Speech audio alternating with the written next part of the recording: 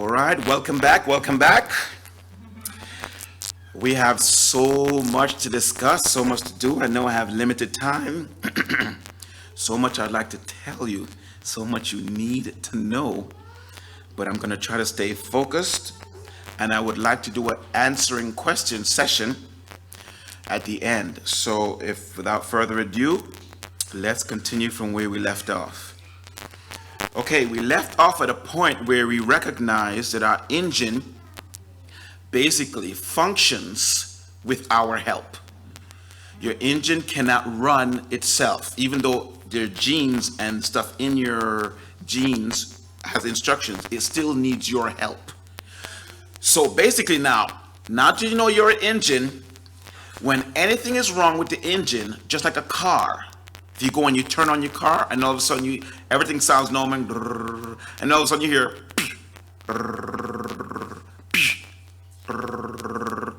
you say, man, something's wrong with the engine. Same thing with your body. So you could be sitting down right now and all of a sudden you feel a tremendous pain in your arm. That's like the and then it goes away. The engine runs normal again. Then all of a sudden you feel a tremendous stabbing in your eye and nobody touches your eye. You go, oh, that's like your engine going, and then everything goes back to normal. So when you feel these different discomforts, when you understand now that you are made of many parts but one engine, it's a sign. It's the way your body is telling you, check into this. Otherwise, you're going to get worse engine problems. Now, here's how you work.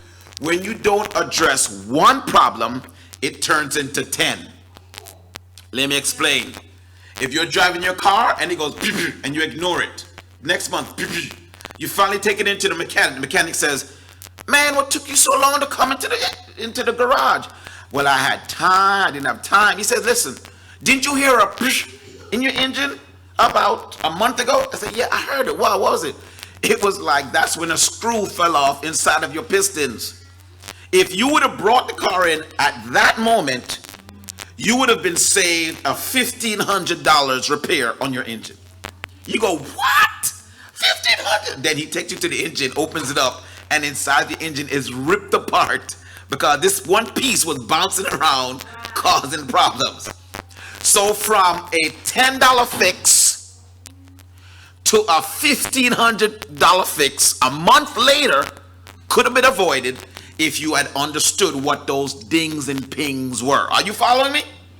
Let's bring it to our lifestyle. Easily $10 fix in your life now, whatever issue you have, can save you a surgery that can cost you upward over even to $1 million. Even dogs and pets surgeries cost hundreds of thousands of dollars these days, much less humans. So when you can understand a situation and deal with it, it will save you lots of money. With that, let's go. Here we go. Yes. I'm sorry, do you have handouts? Yes. Thank you. Thank you. I totally forgot about it. All right. I only have 12 for part 1. And part 1 has a couple of pages in there. I don't know if you have to make more. I have part 2, but I don't want to give you part 2 yet because usually what people do is they run ahead of me, try to figure things out, and I don't want you to. I want you to follow me. So I have part 2, but I don't want to give it to you yet because in trying to go beyond me, you lose what I'm saying. So I don't know if they have a machine. Maybe they want to make extra copies. I only have 12.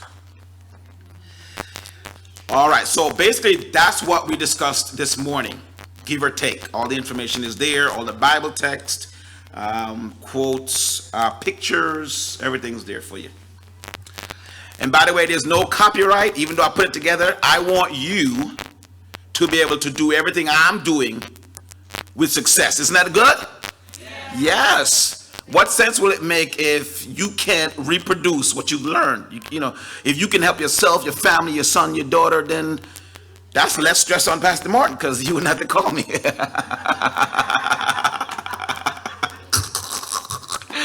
All right, here we go. All right, so, and I'm going to answer your questions. I want to hurry up and finish up. Okay, Let's move now. It says, and remind me, when the screen shuts off, they told me I have to press this button. But sometimes I forget to press this button. All right, so here's how you fix problems in your body. This evening's topic is, how do I fix it? You have to understand that your body is broken up into 10 parts. Your engine has 10 parts. How many parts does it have? 10 major parts. Now, one second. Let me see if you have this.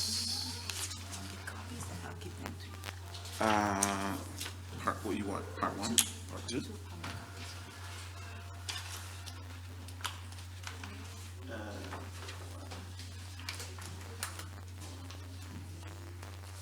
Part 2. Okay, now, your body's broken up into 10 parts. The main 10 parts are your spinal cord. All of the organs in your body make up another part. So whether it's lung, kidney, pancreas, liver, it doesn't matter. As long as it's an organ, that's another part. Your bones make up another part of your engine. So just imagine an engine, which you are, and it has 10 parts. Why are we compartmentalizing these 10 parts? It helps you to diagnose your issue. Because if you look at an engine, it has so many parts. Some people buy a car, they never know how to change the oil. It breaks down on the side of the road. They open the hood and they look at the engine, and they know it's broken, but they don't know what else to do. They're just staring at the engine going, what, how? So it's the same thing with your body. When your body begins to break, or the engine, we look at ourselves going, I need a doctor. He can explain. So here are the 10: spinal cord, organs, bones, skin, brain, intestines. Some of us have that problem. Immune system, blood, lymphatic system, and your 6 senses. That means anything to do with your sight, your hearing, your smelling, your touching, your arms, your legs. That makes up 6 senses. So whenever you have an issue, the first thing you should say to yourself is, where in the engine is this problem? Are you following me? So if I do a lot of seminars, so many places. So some churches have basically older folks at the church. So I get a lot of questions about bone pain. So yeah. So I said, well, where's the problem? So they said, I don't know, Pastor Mona. I said, yes, you do know. Look at your engine, look at the parts. Where is it? It's bone. All right. We're making a solution. So once you know it's bone now, then you begin to break down the different steps. But before I do that, let's continue. So here it is. How do I fix and maintain my engine or my body? All right, now God designed your body to deal with sickness, with medicine, and health. How does God design that you fix it? Now we're going to do a quick survey. Here's the survey. The top of the scale is optimal. I don't know if you can read that. Maybe that's too small. So it goes optimal, excellent, very good, good, average, fair, poor, very poor, extremely poor. It's like a scale to rate your health. So right now, I want you to rate your own health based on the pains, the problems, the disease, whatever you have. Rate your health. Is it optimal? Is it excellent? Is it very good? Is it good, average, fair, poor, very poor, extremely poor? Right now, I need you to write somewhere or make a mental note. Where do you think your health is based on what you know a body should do? So if your body's doing only 10% of what it should be doing as a human body, then you would rate it very extremely poor. If your body's doing 50% of what it should be doing, then you would be like average. If your body's doing 100% of what it should be doing, then it would be optimal. So based on that, you now diagnose yourself. Where do you think your health is? All right, while you're making diagnosis, I usually ask people, how do you know you're healthy? Well, because I'm not going to the doctor. Yeah, but how do you know? We define health in different ways. Here is a few ways, and it's in your handout when you get it, to just show you how you know when you're healthy. As a matter of fact, I think I will give it out to you. Could I have a person to come up front, please? I'm going to give out part 2 because I want you to follow me. Do not run ahead of me. So you can't really see it on the screen. So when you get your copy, just open it up and we'll just do it together.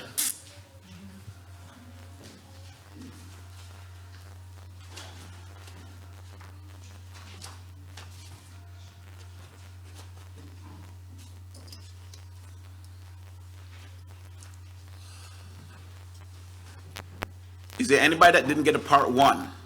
Everybody got part 1s? Okay, part 2 is coming down. All right, so you can put your notes on there. If you have a question, you can write the question down so we can answer it at the end. All right, here we go. Turn to the page that says, what condition is your health right now?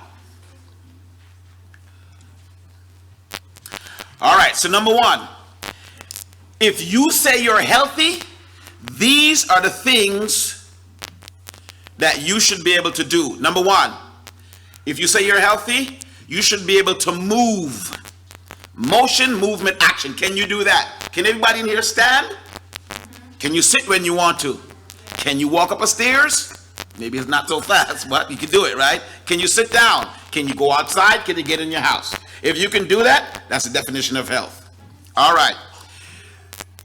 Do you see a measurable difference in the way you function?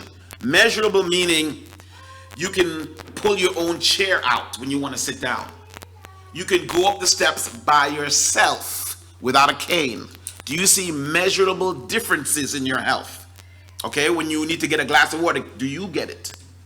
When you need to take a walk, does somebody have to go with you?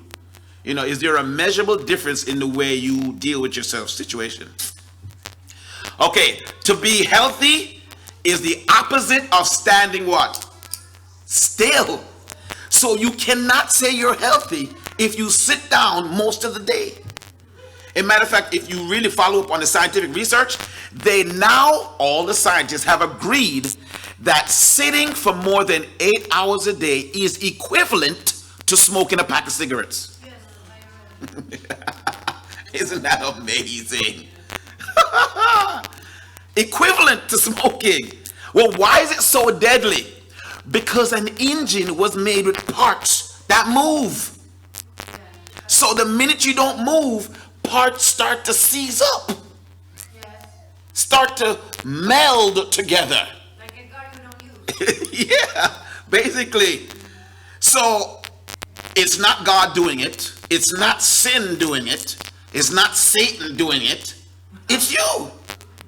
But you're doing it not fully understanding why it's happening, because you're an engine. You were made to be moving. All right, so guys, so if you're healthy, you cannot be sitting all day. You know, they're even making desks at work now that stand up. Yes, basically, so the desk rises so you can do your work while you're standing. And then when you want to sit about 5 minutes and you rise again, because they're recognizing even the work, they're losing workers, sick days, surgery. They're paying out huge money in healthcare simply because people are sitting too long. So what they're realizing in the world is they're an engine. That's what they're realizing. All right. So health is a spark of life. When you wake up in the morning, is there a spark in you? Or do you go,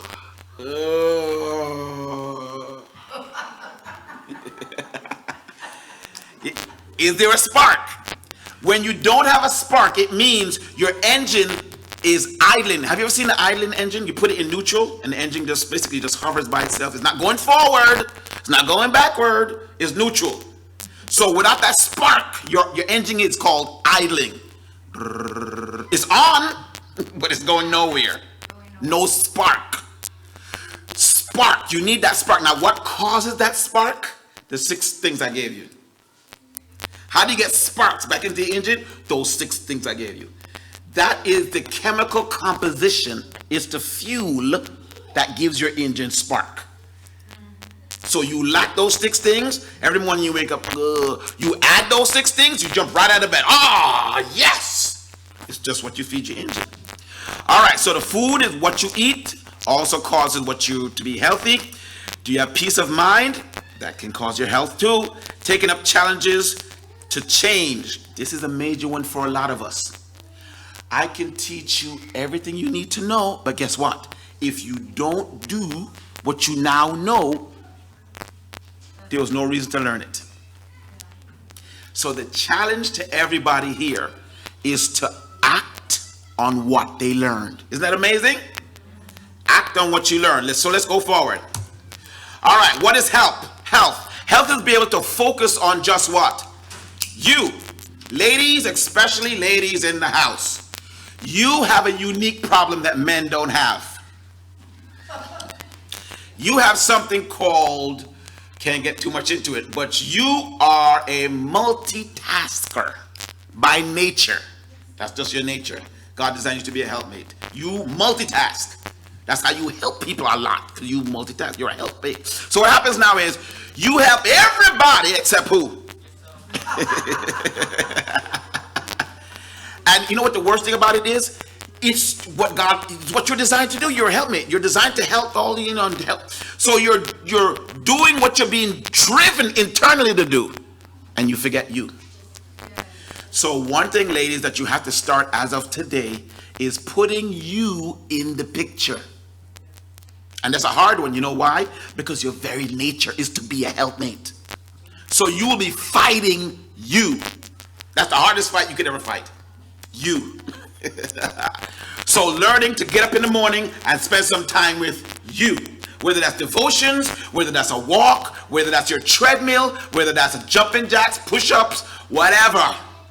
Beginning of the day, middle of the day, or ending of the day. Just find some time for what? You. That is being healthy. All right, spiritual life. Being able to trust in something bigger than you. A lot of our engines are the way they are because we're trying to operate on $1 million engine with no knowledge. You need something bigger than yourself, more knowledgeable to help you. A lot of people were telling me that they didn't understand it quite like an engine. So without this information, it's like your doctor operating on you. And before the knife cuts, you say, "Doctor, I forgot to ask you, where did you get your medical degree?" He says, "Well, I don't really have one. I was really a doctor for animals, but humans are the same." And with that, you drift off because they knocked you out. You're like, "No!" Too late. So it's the same thing with us. We have issues. We're trying to help ourselves with no knowledge, and we mess up our engines even more. Quick example. Sometimes when you go to the doctor and the doctor says, "You need to fix this right away," we go, "Oh my goodness," and then we start going like on a watermelon diet. Or just eating the bark off some tree we don't even understand or know, because we have to fix the problem. Or we go on like a year diet of just vegetables or something. You're trying to operate on something and you're making it worse. So basically, you need to trust something bigger than you, and that is God. Come on and say amen. You cannot do it by yourself. All right. Knowing what you have, but desiring more out of life. They've realized that being healthy is having a healthy desire for more. What do you mean? Well, some of us today was breathing very heavily coming upstairs after we just ate. Do you have a desire to do those same set of stairs without breathing heavily? Health is desiring to better yourself always. Exactly. I did 10 jumping jacks today. They don't look pretty, but at least I did them. Tomorrow, I want to do 11. Do you have that desire to better yourself? If you don't have it, you're not healthy. Because what's going to happen is it's going to go down, down till you stop doing it. That's how depression starts. Exactly. It's downhill unless you have somebody to grab you. But sometimes they say it's better to let you go all the way down and bottom out to come back up. Just psychology. Anyway, all right, guys. So basically, next one. Knowing what you have but desiring more out of life. Next one. Taking full control of your mind and thoughts. This is very hard. Because after you walk around the block for the first time, having never even walked around your bed, you're going to have so much pain that your brain is going to say, I forbid you from even thinking about doing that again. Yeah, your brain is trying to save you from the pain. It's like self-defense. It's trying to save itself. But you have to tell your brain, I control you. And I must walk around the block again so that my engine can be healthy. So guys, to get from point A to point B, you must have the desire to move. Now ladies, something you can't do by yourself. Or men, get your husband or your friend or call somebody, text somebody, wake me up in the morning when or call me or something. Set your phones. Everything has an alarm now. And move. All right, let's keep on going. Trying to do new things. What new thing have you done today? What new thing have you learned today? I'm sure you're learning a lot of stuff now. But if you don't learn or do something new, your engine is idling, not moving forward. Being able to adapt in a changing environment. So today your kids bother you, you have no time because your kids took it up. Well, guess what? Tomorrow they don't bother you, but your sister's bothering you tomorrow. Well, guess what? She doesn't bother you the next day, but your son is bothering you. So every day is going to come at you with something new. So you now have to be able to adapt. Yes. To be able to make time for who? For you. You can't say, you know what? At least I'm helping others. I'm dying, but at least I'll die know that I helped others. That's not a way to think. At least I'm doing good. Come on, guys. Adapt. All right, here we go. Health is understanding that life, this is a very important one, is a what? Journey and not a what? So whatever problem you have, don't expect it to get fixed by tomorrow. This is where a lot of people stop trying to be healthy. Because they start doing a sit-up. And all of a sudden, this is not even worth it. This is foolishness. And they stop. Because they thought by tomorrow they could do 5,000 sit-ups. When they couldn't even do it the day before. Wrong expectations. What you're starting on now is a life journey. Your life is changing. So basically, health is not a product. Health is not a what? A pill. Health is not quick surgery. Health is not a DVD off the TV. Health is a what? It's a lifestyle. It's a lifestyle. You want to be healthy? Your whole life has to change. Health is choosing to live your life in a certain way. So once you've adopted that theme, I guarantee you, if you've adopted that right now, the next couple of seconds, your life is already healthy. Because you begin to move in that direction. Don't be discouraged.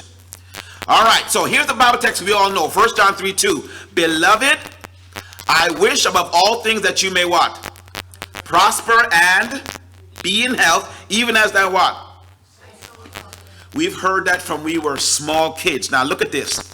Being healthy. How hard do you think it is to be healthy? Look how Jesus wrote, because he knows how hard it is to be healthy. He started out the text by saying, beloved, I what? He didn't start out by saying, beloved, I know you're going to be healthy. I know. He started by saying, man, I wish, man. I wish they would make certain decisions. I wish they would ask me to help them. I wish they would move and not stay still. I wish they would eat right. I wish they would treat their neighbor nice. I wish they would forgive. Because he cannot force you to do anything. So he starts out by saying, I wish. That's how hard it is to be healthy. If God says, I wish. Now, why does he say that? Because he wants you to understand the task ahead of you. It's not going to be easy. I've seen someone who was 250 pounds jog for the first time. Dislocated her knee joints. Because the pressure, when you weigh that much, all of that pressure is focused at the joint areas. That's why you have joint problems when you're overweight. You have knee problems. Some of the people, what they do is, they say, oh, just, doctors tell you, oh, just get a knee replacement. Or they'll say, just get a hip replacement. But that doesn't solve the problem. You're still overweight. So they're going to say, oh, just get another knee replacement. Or get another. It never ends. So what I'm trying to tell you is, after this person dislocated her 2 knee joints, it was so painful. She almost blacked out. Just. But as soon as the doctor went to the hospital and the doctor put it back in and set everything up, the doctor says, listen, you can't really walk around like you've been doing before for another 6 months. She says, doctor, thank you very much. But she was so determined the very day she got back home. She was like, I will lose this weight. And even though she had crutches, she was walking around her house, maybe at 0.5 miles an hour. But she was walking with the crane, pushing. In a month, she was basically almost supporting her own weight. Within 2 months, she was basically just pushing the cart and walking up to it. Pushing it and walking up to it. Within 3 to 6 months, she basically didn't use the cart. By the end of the time, the doctor says not to do it. She was back on her feet, walking in the park, and she had lost a majority of the weight. Now, why did I tell you this? Because God says, I wish you would just do what you need to do. Ask me for the energy and the strength to do it. But it's your choice. Now, I'm going to go pretty fast through a lot of the stuff because the time is just against me. All right. The world, I'm on the page that says, the world is sick. Actually, this is from Ellen White, basically. The world is sick, and wherever the children of men dwell, suffering abounds. On every hand, there is a seeking for relief. It is not the creator's purpose, that number one, what's number one? Man, what? Weighed down with burden of? So whenever you have pain, does God want you to have pain? No. He wishes you don't have pain. All right, number two, it's not the creative purpose that activities should be stopped or curtailed by illness. It's not God's will.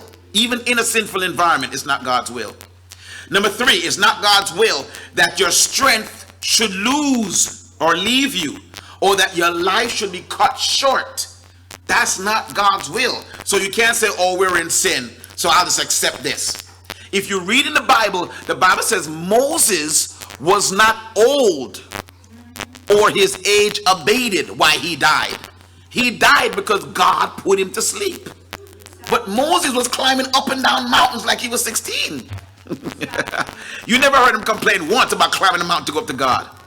Because he was full of energy, boy. Up and down, up and down. So what I'm trying to show you is age does not play a factor in the way you should feel. That's a big misnomer. Turn to the person next to you and say, age doesn't matter. Age doesn't matter. Age does not matter. That's a crutch that we use to not exercise. Oh, I'll break my hip. Well, you'll break your hip if you don't. You still break it because your engine has to move. So we use age to keep our engines idling or rusting. Can't do that. God says it's not my will that any of this should happen. All right. Now, here is the answer. How do I fix my engine? Reading, you should have this on your paper. But all too frequently, the laws established by God to govern the life, or your life, our life, are what? Fragrantly what? That means willingly broken.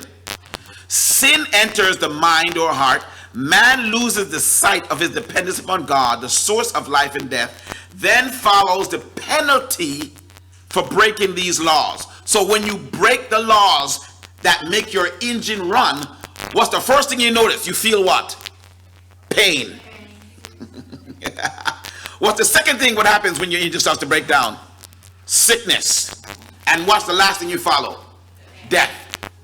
Here are the three things you need to look for in your body to save your engine. The first thing you recognize when your engine is going is pain. Are you feeling it in your knees? Is it in your eye? When you breathe, do you feel the pain? When you move, do you feel pain? When you jump up and down, where do you feel? The Bible says the first thing that you're going to feel when your engine is not functioning is pain. Then after that, you don't correct it. What comes next? Then comes the disease. Then comes the cancer. Then comes the diabetes. Then comes the stroke. You name it, a myriad of them. Osteoporosis, this rosis, that rosis. It just comes because you've ignored the warning. All right. To understand the physical laws governing your engine or the body, and to bring the life practices into harmony with the laws is our first what? Importance. This, what I'm teaching you, should be the first thing you do to maintain your life. So if you want to live, God says, listen to me. This is the way you do it. You want to be healthy? When there's pain, listen to it. When it gets worse, the disease, listen. Because if you don't, the next thing is you're dead. I can't be clearer than that. Any questions on that? All right, let's continue. There is a need for understanding the many factors contributing to your health or happiness. Number one, your home contributes to your health. Did you guys know that? So right now, I'm going to give you, write these down. I'm kidding, it's not on here. Write these down. How can my house heal me? I'm going to give you some good things to make your house heal you. Whatever level your health is on, if you do these things, by the time you do it, your health would take a huge leap up. Number one, whether you own a house or apartment is irrelevant. Just do these things. The first thing you need to do to cause your body to get healthier is your body follows the lead of your eyes. Let me say that again. Your body, your engine, operates or functions better off what it sees. Jesus himself says the eye is the what? The light of the body. The eye is the light of the body. Without the eye, your body cannot receive a lot of things it did.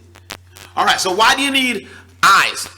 In your house, I can tell you right now, most of your houses, if I go in there, your house is as dark as this church. What do you think I mean by that? There's no light. There's no light. Let me tell you something. Any scientist will tell you light affects mood, which affects your body. Yes. I don't know if they knew this, but if you want to revive your church, I'm not saying it's not revived already, but if you want to add more revival to it, you know what you do? Change the lights. Make it brighter. When you go into a dance hall, lights are where? Everywhere. When you go into surgery, the doctor turns on so much lights that it's blinding because they have to see what they're doing. When you go into a spa or something like that, lights are bright. Sauna, bright. Why? Because light affects us. It impacts your engine. So if you walk, and stores know this, so when you walk into a store that's brightly lit, it puts you in a good mood to shop. You walk into a store that's darkly lit, you're going, you don't have no energy, you don't even want to look around. But if you're in a store at light, you're like, man, whoa, it feels like outside in here. And you have energy to spend. God is saying to you right now, your health is the way it is because your homes don't have enough light. Literally and spiritually. Number one, literally, change out those 10-watt bulbs. Stop trying to save energy. You're killing yourself. Have you walked to somebody's house and they have those, you know, those swirl bulbs? And I'm going, I walked to this person, I'm like, there's something about this house that's just repulsive. I didn't say it outward, I didn't say it loudly though. But I walked in this house and it was as if there was somebody pushing me back out. There was nobody pushing me, but dude, there's something just off. And then I went inside, I'm like, what? I'm trying to figure out, I'm like, it's a normal house, good Christians, food is good, what? And then it dawned on me, every light bulb, every light fixture in that house, the father wanted to save money on electricity. So he went to Home Depot and bought those package bulbs where it's like 10 watts. Remember, you can go up to 100, like 10. So basically, you only have, it was like dusk or evening in the house, even if it was morning. Just depressing, just dungeon-like, you know, just pushing your whole personality and mood down. I'm like, man, so I suggested, I'm like, wow, man, you know, what's up with the bulbs? He's like, oh man, I've saved a lot of energy, man. I saved a lot of money, but he's on the expense of health. Everybody in that house had high blood pressure. Everybody in that house had issues. I said, man, listen, I'm not telling you what to do, but throw away all of these bulbs, man. And you know what I do in my house? 120 watts. Bedroom, bathroom, hallway, living room, brightly lit. So when you go in my bathroom and flip on the lights, man, now I really feel like using the bathroom. You do everything with energy. You're in your bedroom, usually after a long day of work, both couples are tired, and you walk into your bedroom and it has no light, you're like, oh, I just gotta go to bed. The mood is set to kill your health. But if you have 112 light bulbs, all right, honey, let's go. I feel like it's morning in here. Let me tell you, think I'm lying? Change those light bulbs and see what happened. Light affects mood. That's why God put a big sun on the earth. It affects everything. All right, the next thing you can do in your home, change out the lights. Second thing is, you need to change your shower head in your bathroom. If you're renting, it usually comes in one in there, but they're so cheap. You can go to Home Depot and you can do it yourself. Watch a YouTube video and do your own thing. You can set up a shower that comes from top, middle, side. I mean, it's crazy what you can do these days. Massage showers. This is what people pay thousands of dollars, go to spa to get the same thing. All you need to do is change your shower head. When you change your shower head, make sure it's one of those that goes, or you turn it and it goes, or change it and it goes, or change it and it goes, it's just using water. That's all it's using. Your water that you usually use anyway. So when you do that now, how does it impact your health? Well, when you do it and you turn up the heat a little bit more and you turn your back and it goes to go, let me tell you, that's the best massage that's free that you can do. Free. Now, let me tell you another thing. When you do these showers, try to alternate from extreme hot to extreme cold. What are you talking about? Yes. The colder something is the more your veins sink into your body to maintain the heat. When it's hot, these same veins rise to your skin to let go of the heat. So it's a detoxifying situation when you do hot and cold baths. No, you do not catch a cold because you don't do it the whole day. But when you do this, all the poisons in your body, when it's cold, basically, and you turn it hot, it brings them right to the surface of your skin. When it's hot, to release the heat, and it releases all those toxins with it. And then you make it sink in back when it's cold, and you let it stay down there for a while and collect more poisons, and then you make it hot and it brings all those poisons back to the surface of the skin and washes off. Isn't that amazing?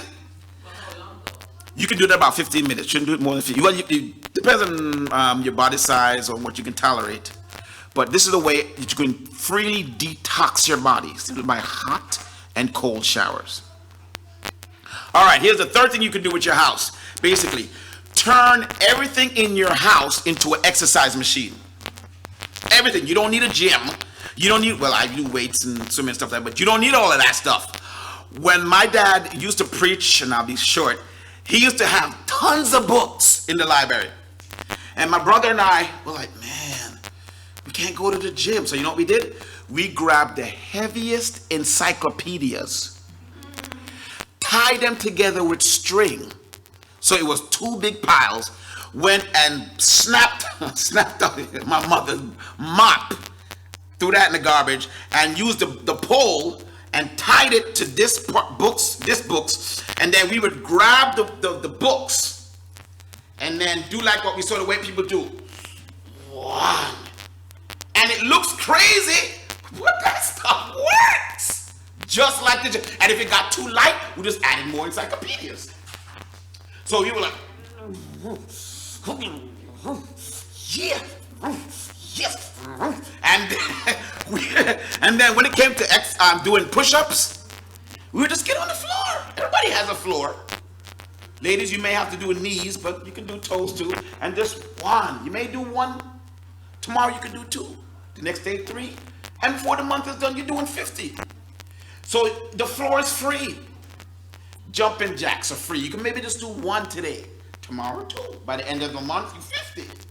But the thing is, you have to start with what you have. Don't keep saying, I need the gym. Oh, I need Soul Cycle or Peloton bike. Use what your whole house is an exercise machine. If you want to just take up a book in your house, simple as this, women, ladies, and do this 10 times a day before you go to work, in each hand, your men will love you. You want to know why? Ladies, listen to this. Don't miss this. And I tell you this out of love. I tell you this out of what? I tell you this out of what? Come on now, talk to me. Tell you this out of what? Don't jump on me now. Most women, not men, most women, as you get old, you develop a major problem. You want to know what the problem is? When you raise your hand, do I need to say anything more? Do I need to say anything more? Because your composition is more factual. Men is more muscular. But you know, we both have fat, men too. But it's just that you're more on the fat side. It collects underneath here unless you work it out. So the muscle that's underneath here when you're young is kind of, it's not firm, but it's firm. But as you age, you're going to notice you're going to be able to do this. You can literally fan yourself. Pastor Martin loves you. Pastor Martin loves you, and you love me too.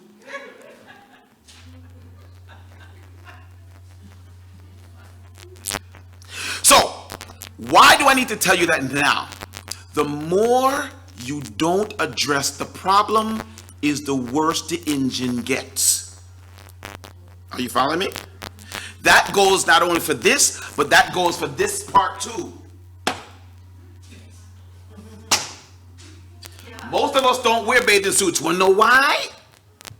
Because something called cellulite clumps, that kind of fat clumps together. It forms clumps. So if you don't exercise the back, like here, you look at someone's rear end and it is clumpy. It's clumps all the way down. That's called cellulite. And most women, they go to these spas with this healing heat massager that literally irons out. It heats up the fat and then presses it out so that it looks more leveled, more pushed out. But girls, and you can do it yourself. Lie on the floor or hold a chair like this. Let me show you how easy it is. Hold a chair and just do this every day. The minute you lift up your legs, all this goes into activation. The higher you bring it up, is the more the muscle firms. Right. So if you just start out with 1 a day, each leg, or 20 with this leg, 20 with this leg, by the end of the month, you will see a measurable difference in your own makeup. Your husband will say, honey, Hey, I think we may have to stay home today and not go to work. I got a drink after that one.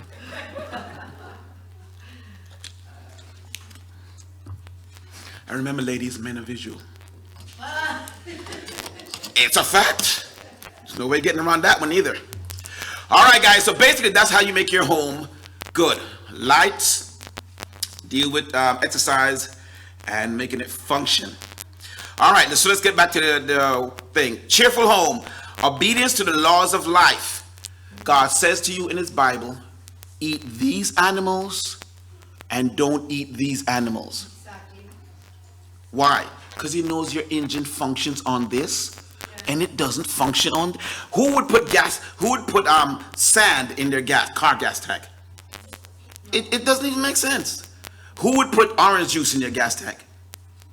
It just doesn't make sense. So God is saying, you are an engine designed to function with these. You don't have to listen to me, but if you don't, your engine will start to sputter. So guys, even though you're Adventists or those you are not, God is saying simply choosing what to eat functions, your engine functions off that. Now, there are things you should not be eating as Adventists. One thing as Adventists that we do a lot, we have functions that we have downstairs. And if you notice, Pastor Martin, I always bring it up because I say, listen, Jesus went to people's house and he, if they cooked it, he ate it. I mean, when they woke up after the dead, he had fish, even though he had his resurrected body. Because the Bible said you can eat fish. Certain things you can eat, but certain things is not advisable that you eat. Number one, you should not be eating anything made with flour, white flour. White flour, right. You shouldn't be doing. Why? First of all, it has no nutritional advantage in any way you put it. So you're basically just putting weight on yourself. Basically, that's all you're doing, adding weight. Next, it causes acidity. It's like another form of carbon dioxide without the cells. It's like you're putting carbon dioxide in your body. Because when your body changes it into that sugar, your body responds to it like acidity. So it makes your body more acidic. So anything white should not go down your throat. It's going to jam up your engine. Just the way it is. Next thing, sugar. Somebody mentioned to me, and I'm going to say it here.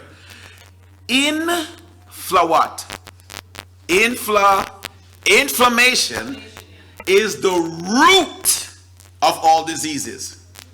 Why? Inflammation is your body's response to unwanted sugars or unwanted situations in your body.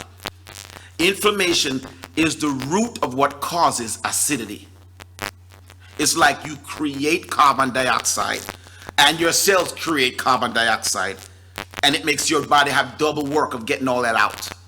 So inflammation uses up a lot of the body's resource. Quick example, I take a soda and I drink it. A soda is very acidic. When the soda goes into my body goes, oh my goodness, I'm gonna die, because it's very acidic. So you know what the body does is, it presses an alarm. Then the body says, we need, what's the first mineral? It needs calcium. Calcium is very alkalinic. So if we can get some calcium on that fire or acidity, we'll put the pH back to normal. So the body goes, well, he didn't eat anything with calcium today. What should we do? What we always do, find it somewhere. So don't miss this, I'm telling you this. So the body is very intelligent. So it goes to the brain. Your skull and your brains have a lot of calcium in it.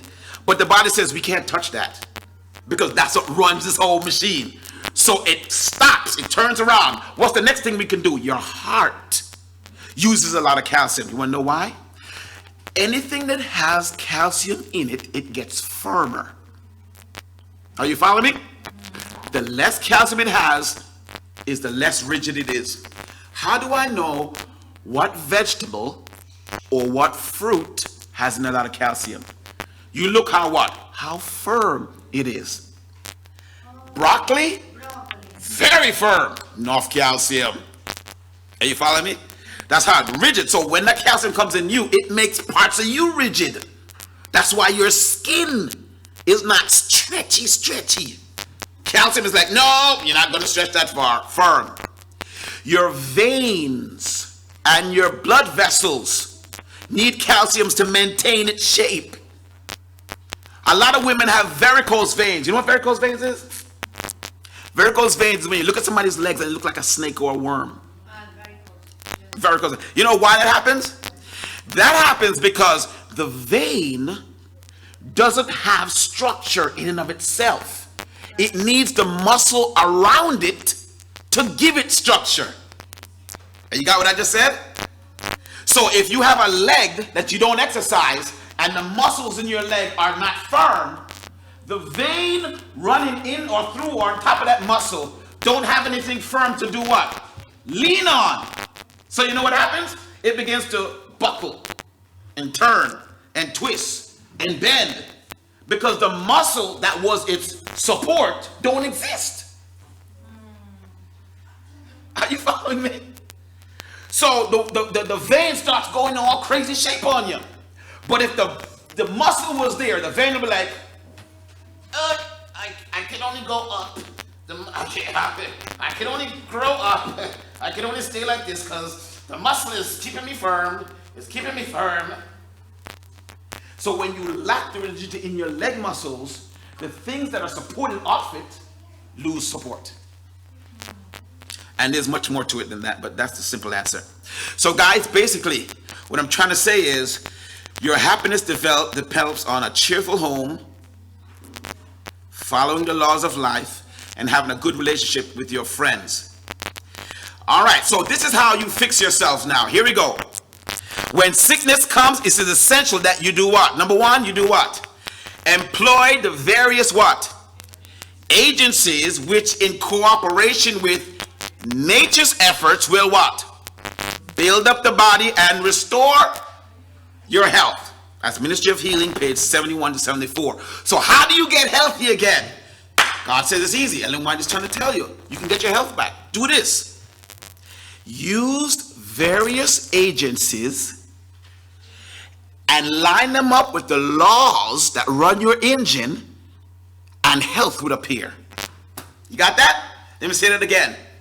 Use various agencies, make sure they line up with the laws of your engine, and health will return to you. Well, Pastor Martin, what is various agencies? Various agencies is nature's effort to remain a pH balance. Nature's effort to keep your body's balanced. What do I mean? Your blood pH is what? Come on and tell me. What's your blood pH? 7.2, 7.3, 7.4. Your blood. You will die if your blood drops below 7. If it drops 6, you're dead. You drop. You die. You're too acidic. As a matter of fact, if there's any nurse in here, I'm going to say a term that they all should know called acidosis. You ever heard about that? Acidosis is when your body begins to crash for no other reason than it's too acidic. Too much carbon dioxide, too much debris, too lack of oxygen. And you begin to have seizures, you begin to just fall, you begin to lose weight, you begin to calcium leaving your body, you begin to just disintegrate basically. Acidosis. You know how they fix acidosis? They don't tell you this, but when you go to the hospital and the doctor says, she has acidosis, they say, okay, bring her into this room. Get me an IV bag of Arm & Hammer baking soda. Oh, yeah. They don't tell you that, but you read the bag. It says Arm & Hammer baking soda. But they try to hide that from you because it's so simple that you can go to the store and do it yourself. So what they say is, let's use the scientific name. What's the scientific name? Sodium bicarbonate. Same thing. It's just that they hide the name so you won't, get inspired to fix yourself. Basically. So they dilute a certain amount of Arm & Hammer baking soda or sodium bicarbonate into a bag that usually looks like a saline solution bag. And they dilute it in the water and they give you a drip. And as it drips into your blood, it begins to slowly destroy the acidity in your body and raise your pH in your blood. Right. because you didn't have enough calcium in your body to bring your pH up. There wasn't enough calcium, so the body just gave up. There wasn't enough magnesium, phosphorus, potassium, so the body crashes. It doesn't have what it needs to live. But when the sodium bicarbonate, you start moving your fingers. Oh, what happened? Man, I feel better. What is this stuff? Sodium bicarbonate. All right, guys, but are you understand what I'm telling you?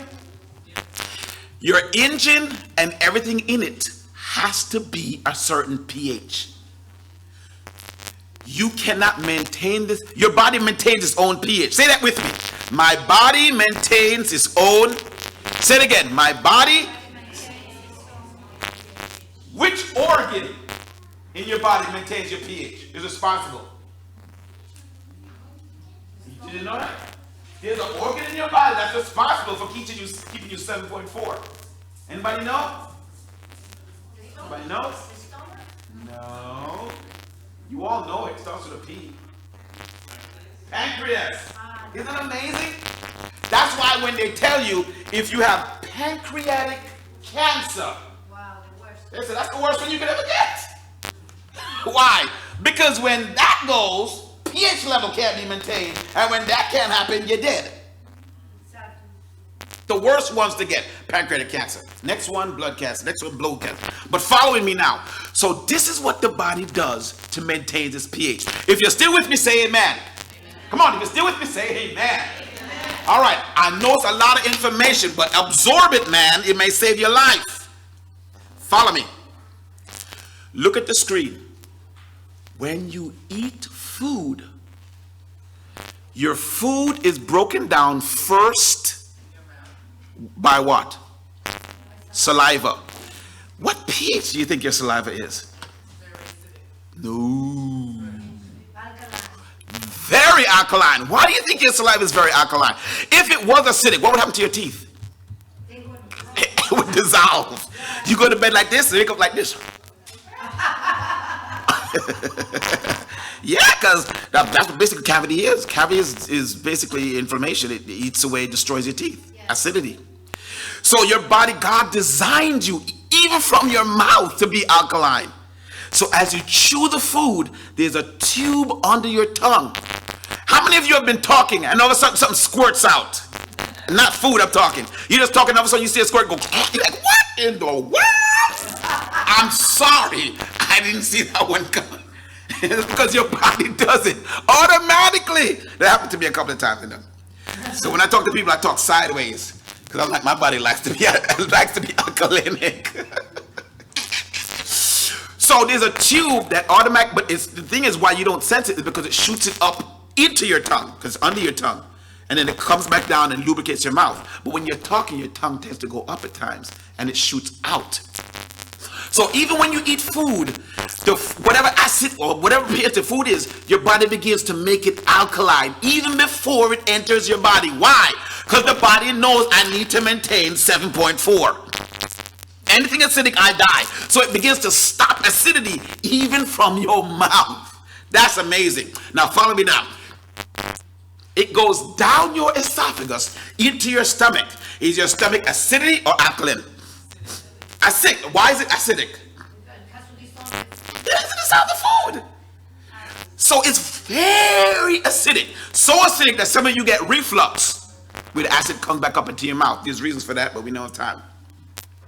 So as it burns, but your body is designed with mucous membranes so that you don't burn a hole in your stomach.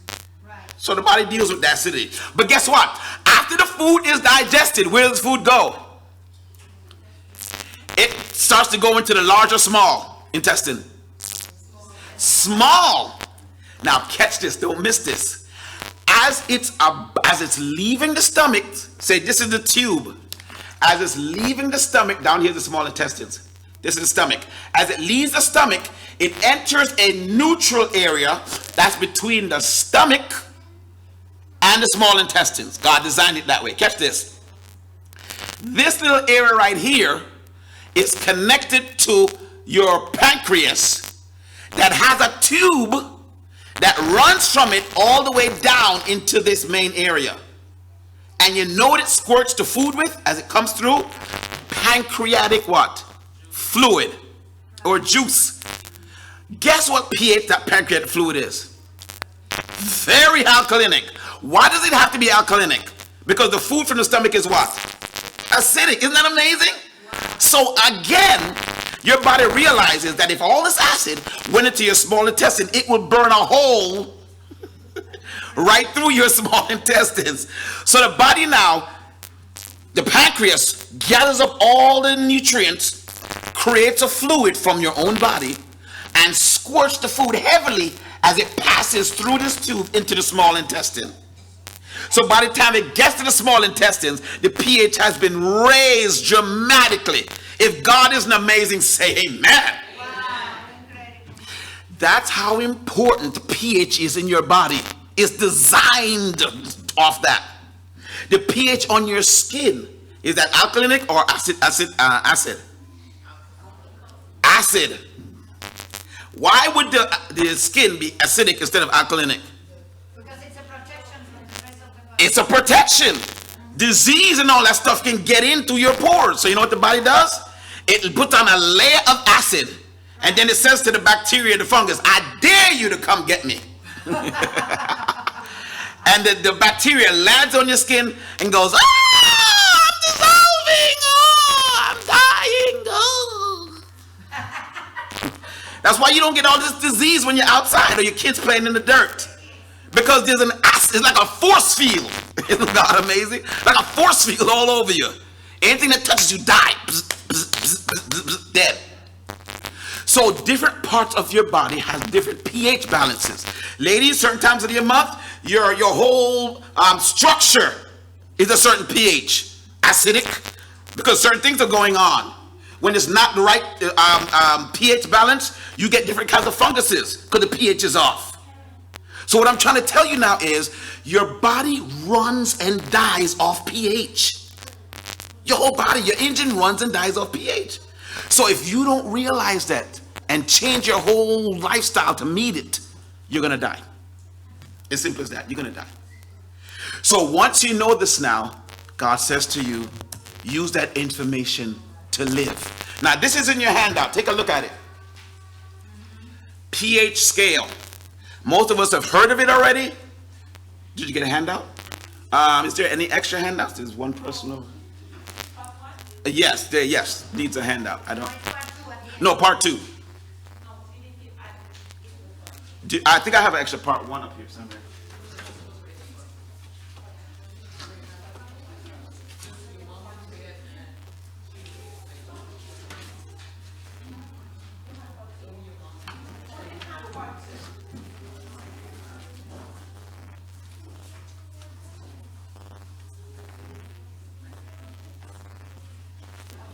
Okay, here's a part 1. Yeah, part 1. You have it? Okay.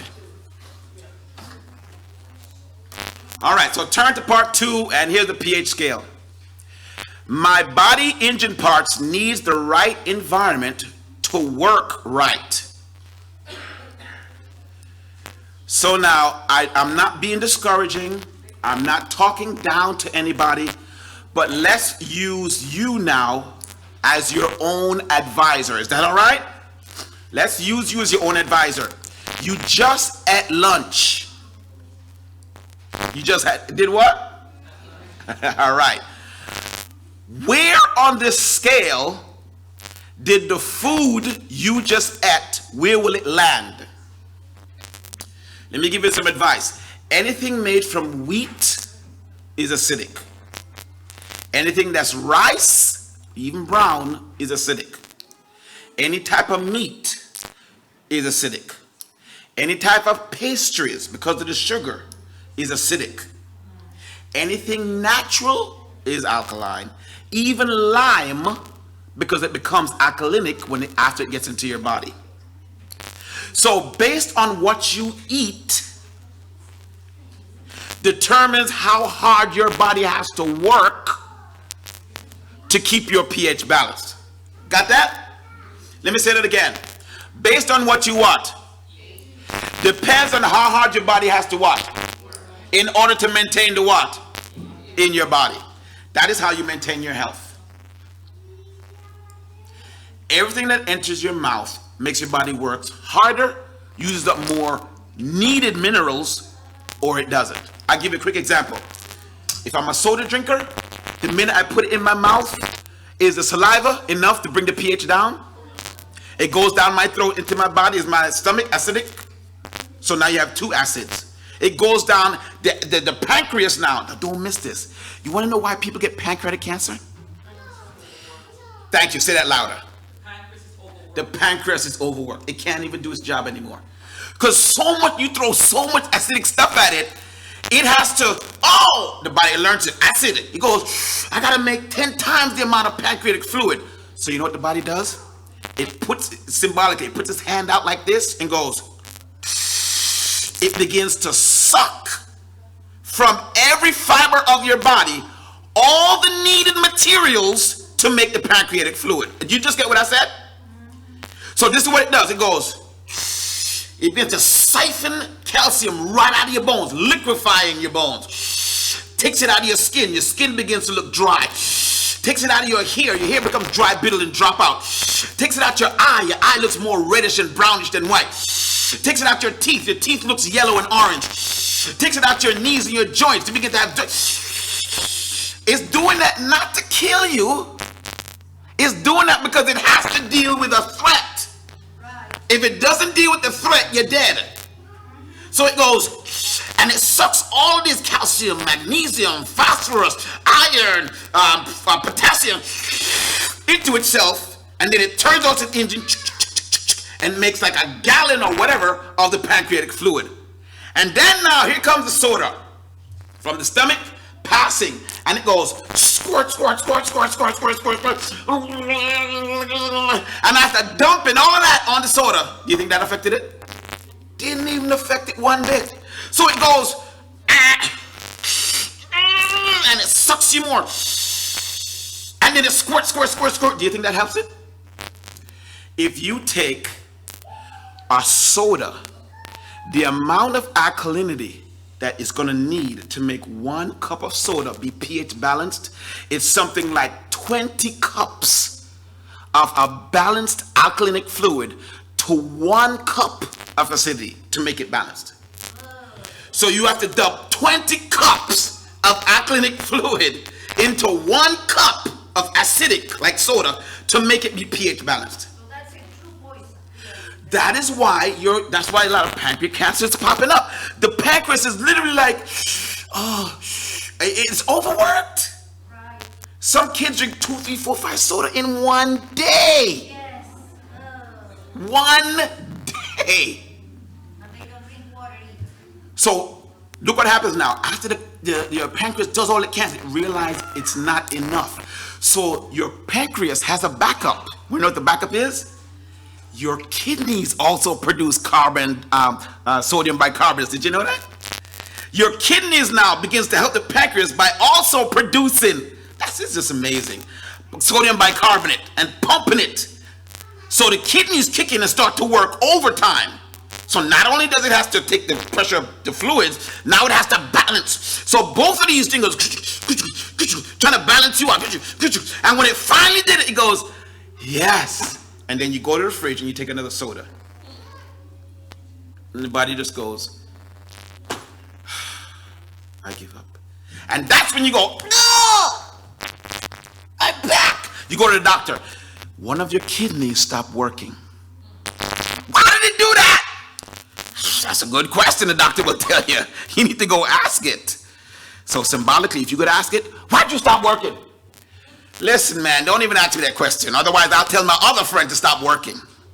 You caused it. Are you following me? Each organ supports each other. So when one fails, another one kicks in. But it makes this one work that much more. And when this fails, the other one kicks in until all the organs are strained. And they all collapse. People will tell you, okay, and it's a lot of information. I'm just going to give you this last thing and then I'll do questions. So much. But people will tell you should eat 2, 3, 4, 5, 6, 7, 8, 9, 10 meals a day. How many meals a day you think you should eat? 2. Why do you say 2? Okay, how much hours does it take for your food to digest throughout your entire body? From the stomach to the From the mouth to 8 hours? it takes 4 to 6 hours. From mouth to letting it go, it should take up to 4 to 6 hours. So let's make sense of this. There's how many hours in a day? 24. You sleep 8 to 12, right? You should sleep 8 to 12. All right, so 12 hours out of 24 is gone. How much time do you have left? 12. So if it takes about 6 hours for your body to deal with one meal, how much meals should you have time for? Only 2. Only 2. The body can only handle 2 meals a day. So anything over that is overworking it. Burning out your kidneys, burning out everything you put in your mouth, your pancreas comes on. Because they have to squirt it. Every donut, whatever you do, everything it goes past. Oh, I gotta work again. Okay, I can rest now. Oh, I gotta work again. Oh, I can rest now. Oh, until it burns. That's why do you think you get cancer there? Because the pancreas's own pH begins to go down. And it can't maintain your pH, and eventually you have pancreatic cancer. So guys, what I'm trying to tell you is you can avoid all of this by understanding your engine was designed to work off a pH system. The more times you eat during the day is the more overworked it is, because it's trying to keep its pH balanced. You don't have to tell it, pancreas, you don't need to turn yourself on. I'm just eating a pie. Anything you eat, once it goes from the stomach, it turns on. It's automatic. It can't help itself. So imagine those people that eat 3, 4, 5, 6, 7, 8, 9, 10 meals a day. Imagine how their pancreas looks. It's always on, never resting till it just stops. All right, guys. So what am I saying? Number 1, how can you improve your health? By watching what you eat. You got that page? Let's go to that page. This is our final page, and then I'll ask questions. This page right here. We're closing on this. My health decisions. What will bring health? How do I fix my engine? Number 1, you can fix your engine by reading for me. What? What I am eating. You don't want your engine to crash? Start eating the right things. It's going to start to get embarrassing. You know why? At my house, I learned this about 10 years ago. And the minute I learned it, it made so much sense that I started to put it into practice in my house. So my birthday it's in April, say it was next week. I told my wife, I said, you guys usually get me a cake, but don't get me no cakes, from BJ's or those sugar cakes. Get like a carrot cake or something like that. Did my wife listen? No. Because her reasoning is, nobody's going to eat it. But whose birthday is it? So she still got that vanilla, strawberry, big cake. Put it on the table. I'm very, I went in there, started to sing, happy birthday to you. And I said, oh, thank you. I blew out the candles. And they say, he gets the biggest piece. And I said, well, I appreciate it, but I can't eat this. What? You think you're better than us? You think you're more holy and healthier? It had nothing to do with that. I just want to live. I don't want to die. I know how my engine works. Putting that in me, my pancreas is going to be like dead by the time it done process that. So I can imagine what Jesus had to go through, but he was alive too. Sorry, can't eat that. So I said, I appreciate it, man, but I got to go to the bathroom. And I disappeared. And they enjoyed themselves, and I showed up when it was done. I go, yeah, man, thanks for coming for the birthday and everything. And every birthday since, only one time, they got the carrot cake. But they're so conditioned to get that cake. I'm trying to show you what you're going to have to fight now. So basically, all the birthdays in the house would come. And all I would have to do is say, happy birthday to you. How old are you now? And then when it comes to the cake eating part, I disappear. Because it looks so weird. Everybody eating cakes at me. It looks almost demeaning. I don't want to be demeaning. I just want to live. So I'm just showing you what I go through. So So if you start to do what's right, you know it's coming. All right? So basically, what you're eating depends on how your engine functions. I enjoy no colds, no this, no that. I could run whatever. Matter of fact, almost every morning I'm out there in the park. I enjoy that because my engine has been tuned. You need to enjoy that too. Tune your engine. So what you eat, the quality of food, the meats, the vegetables, the nuts, the grain, all that determine whether your engine will function good. Fresh, processed, clean or unclean foods determine whether your engine functions. Acidic forming foods or alkaline forming foods. You determine how your engine functions. All right, number 2. What determines how to get my engine back online? When you eat determines your engine functionality. Quickness. From 12 noon to 6 o'clock. How many hours is that? 6 hours. Do you know your body has cycles it works on? So everybody on your paper, draw a clock. 12, 1, 2, 3, 4, 5, 6, 7, 8, 9, 10. Draw a big clock on your paper. I'm going to show you how to lose weight without even exercising. Your body is designed to lose weight by itself if you would let it do it. All right, everybody has their clock? All right, when at the bottom when you see 6, circle 6, draw a line. This is where you stop eating. So from number 6, draw a line and write stop eating. You don't eat after 6 p.m. That's impossible, Pat. No, you don't eat after 6. Your engine was not made to eat after 6. Here is why. It takes about 6 hours to digest before it rests, right? So say you stop eating at 6. When is it going to stop resting? 12 midnight. At 12 midnight, you should be what? Sleeping. How many hours of sleep do you need, basically? They tell you 8, but most of us basically get 6. So your body only has 6 hours of vacation time before it has to turn around and start working for all that time again. Are you getting this? That's why a lot of us are ending up in the hospital overworked, malnutrition, diseased, dehydration. Your body doesn't get no time to rest because it's always digesting food. So from 12 midnight to 6 o'clock, your body is resting. Now it's resting, but it's not really resting. You know what it's doing?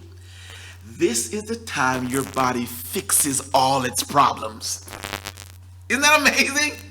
When you sleep is when your body fixes itself. So whatever issues you have, it doesn't matter. Whatever disease, whatever issues, your body has a time that is designated to deal with it. Wow, come on and say amen. Amen. So from 12 o'clock at night, you have different REM sleep. And the deeper you go into sleep is the more your body is telling you it had to knock you out because it had major surgery. My friend went into this doctor and the doctor says, I can take that mole off your hand. He's like, no, it's going to hurt. The doctor says, don't worry, I'll give you like a slight anesthesia. No, I want you to knock me out because I don't want to feel a thing. So the doctor knocked him out with the gas, fixed it, woke him back up. He's like, the doctor's done. Man, that was good. Oh, yeah, I didn't feel a thing.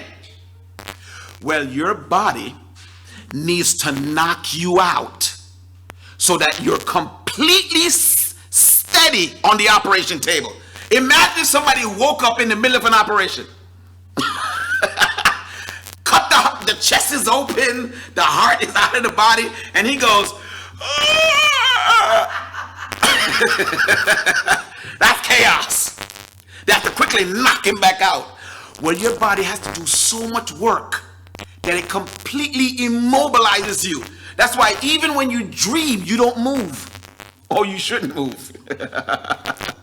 Because it has to do, here are the things it does. During the day, you get what's called microfractures in your bone. It's not a break, it's a microfracture. So that means when you look on your bone with a microscope, you can see billions of micro cracks. Your hand is not broken, but if these micro cracks are not fixed, it will make one big crack. Are you following me? So during your sleep now, it knows that, so it knocks you out, and your body begins to operate. Anesthesia, calcium, and it already abstracted all the calcium, and it gives more calcium, magnesium, phosphorus, iron, and it makes your hand or your bone whole again. So when you wake up, your hand feels more firmer, stronger, because you had surgery last night. And it does this throughout your entire body, your eyes, your face. Do you know some people, because they don't get sleep, they wake up looking older? You could go to bed looking young and wake up 10 times older. Why? Because you didn't have any surgery, plastic surgery. Your body never had time to complete the surgery. So you woke up looking crazy, like, oh, my skin. Oh, I'm getting old. You're doing it to yourself. What if you work at night and sleep? Well, that's a major problem, because God instilled in your DNA to work at night.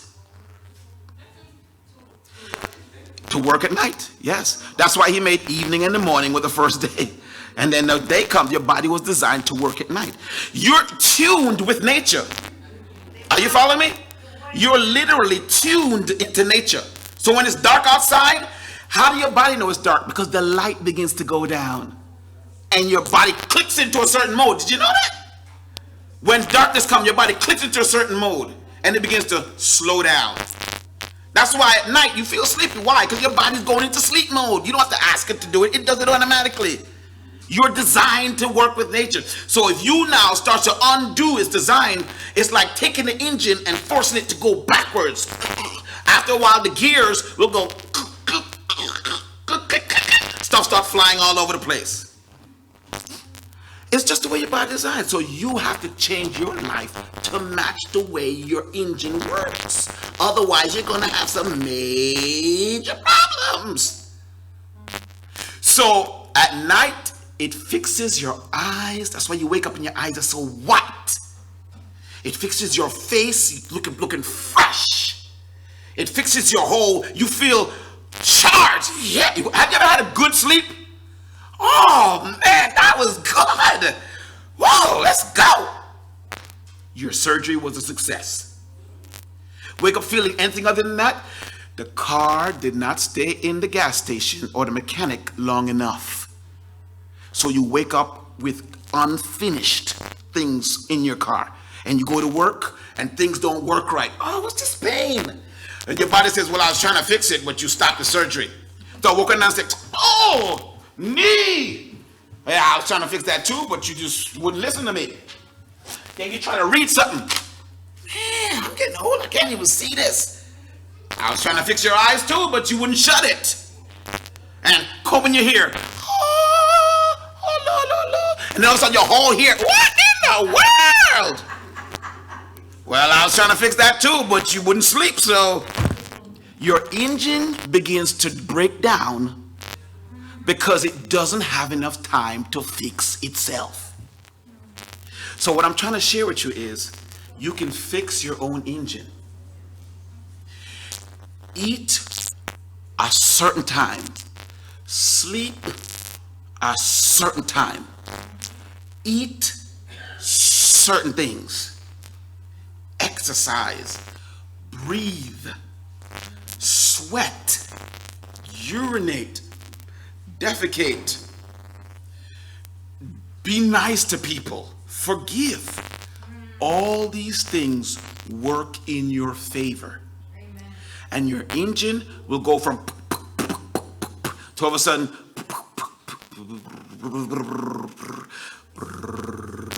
and we can all know when we're healthy. You know why? You ever see the person that walks like healthy? It almost looks like they're faking. It's like there's a spring. Man, that guy is healthy. Because everything is fixed. Everything is retuned, recharged. He's ready to go. So, if you do these things, you can improve the workability of your engine, and it can start right now. It can start tonight. It can start tomorrow, but you have to start. There's going to be a lot of pressure against you. You don't have to become a vegetarian. That would be nice. But you don't have to be. If you're going to eat a plate with meat in it, what's the portion size? It should be what? 90-10. 90 what? Fruits or vegetables, and 10 what? Meats. Chicken, turkey, whatever you want to do. But it should be 90-10. If not 90-10, 80-20. Anything less than that, you ever seen a Jamaican eat Jamaican? I know, because before I was a vegetarian, pastor gets the best of everything. I used to get one plate with 2 huge, no exaggeration, fish big like this from head to tail. Oh, Pastor Martin, we need to feed you because you fed us. Fish on one plate, then put another plate with rice and peas. Even though it's brown, it's still rice. And then over here we have all these other stuff, and then 2 small, thinly sliced tomatoes that you can look through. And lettuce that's so white, it looks like paper. There's no greenness in it. Eat up, Pastor. Oh, yeah. All in, Pastor. And then the pancreas goes, oh my gosh. Rice, fish, any meat is acidic.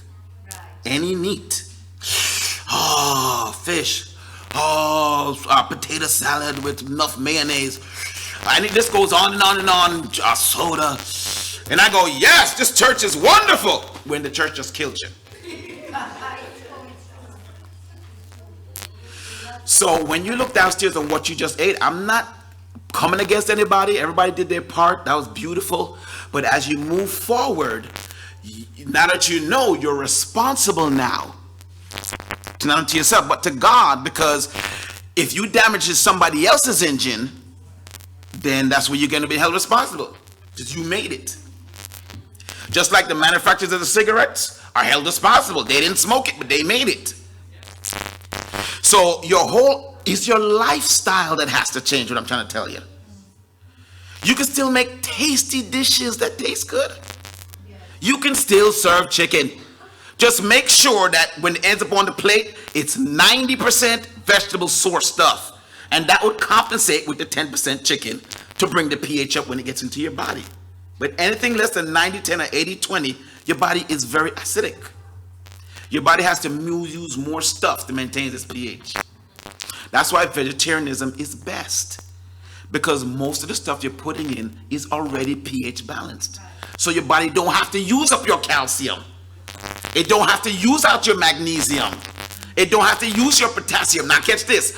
All the stuff it doesn't use, you know what it does? It takes it and it puts it back into you to make you a younger you. That's amazing. Yes, it makes you a younger you. Because when it's doing the surgery at night, it has all the stuff it needs.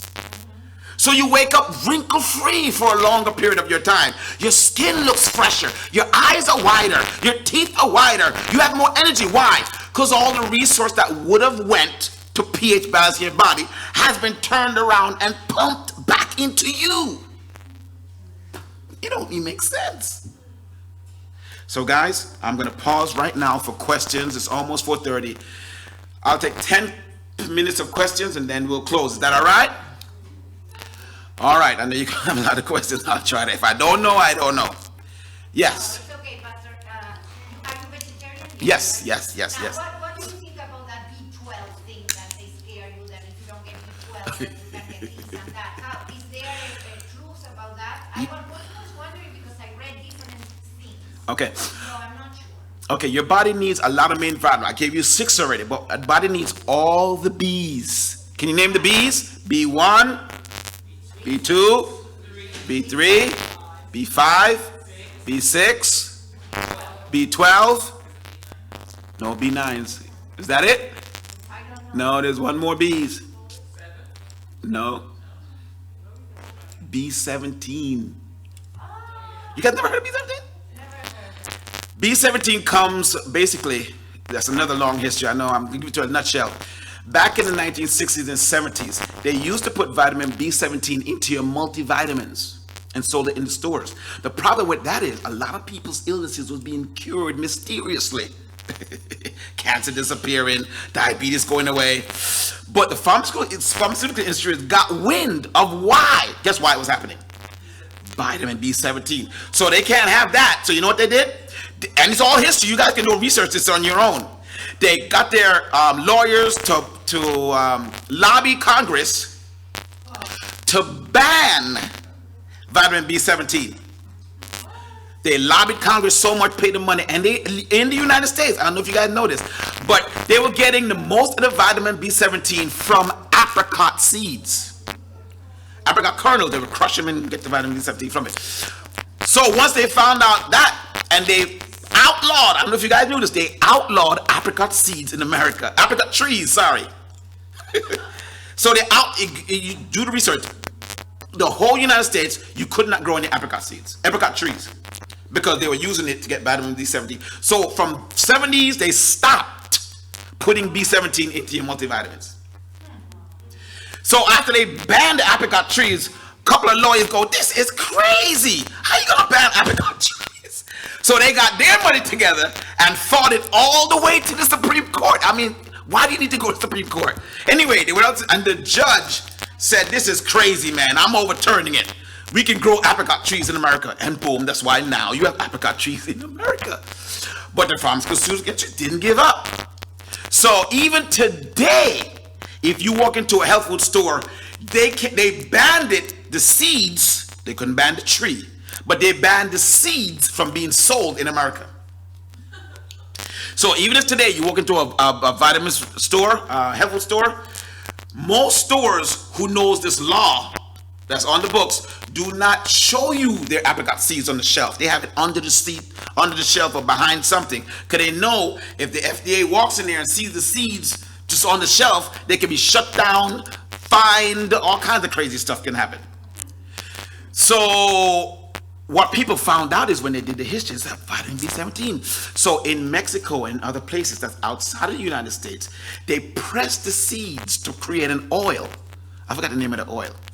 And they use that oil now in certain doses to give cancer patients, which literally cures the cancer. So a lot of people who have cancer, who have money, go out of the United States to treat themselves, like Germany and Mexico, and come back when they're done. But there is a cure for pancreatic cancer. Apricot seed oil. Yeah, the body uses it. It does something to turn on the immune system so good, it just kills cancer. And not only that, almond and baking soda.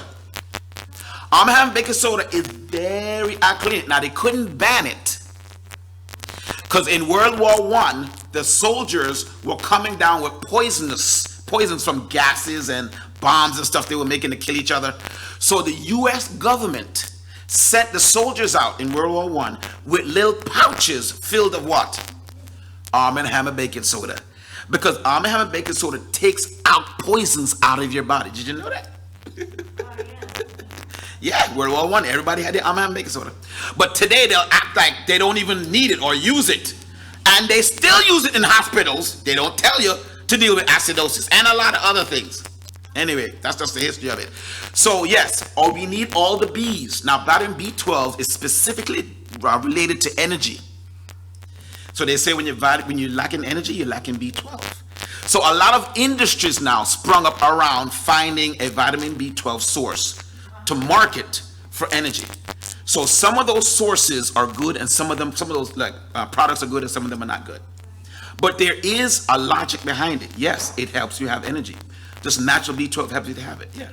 So you have an extra dose if they say it comes from Yeah. No. There's many sources. Vitamin B12. Wow. Yeah, many sources. But yes, if you don't have it in your body, you tend to feel drowsy, lazy, lethargic, because your engine needs B12. All right. So yes, you do need it. So just find a good source. Go in the store. Ask them good source other than meat or whatever. Get B12, and then there's lots of products out there you can get it. Yes. Next question. Yeah.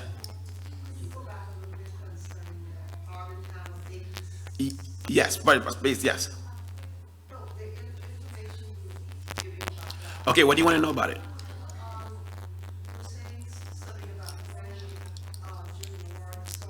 Yes, yes, we're not with their portions, yes. Oh, because remember during the wars, especially during the Vietnam Wars, remember they had something called Agent Orange?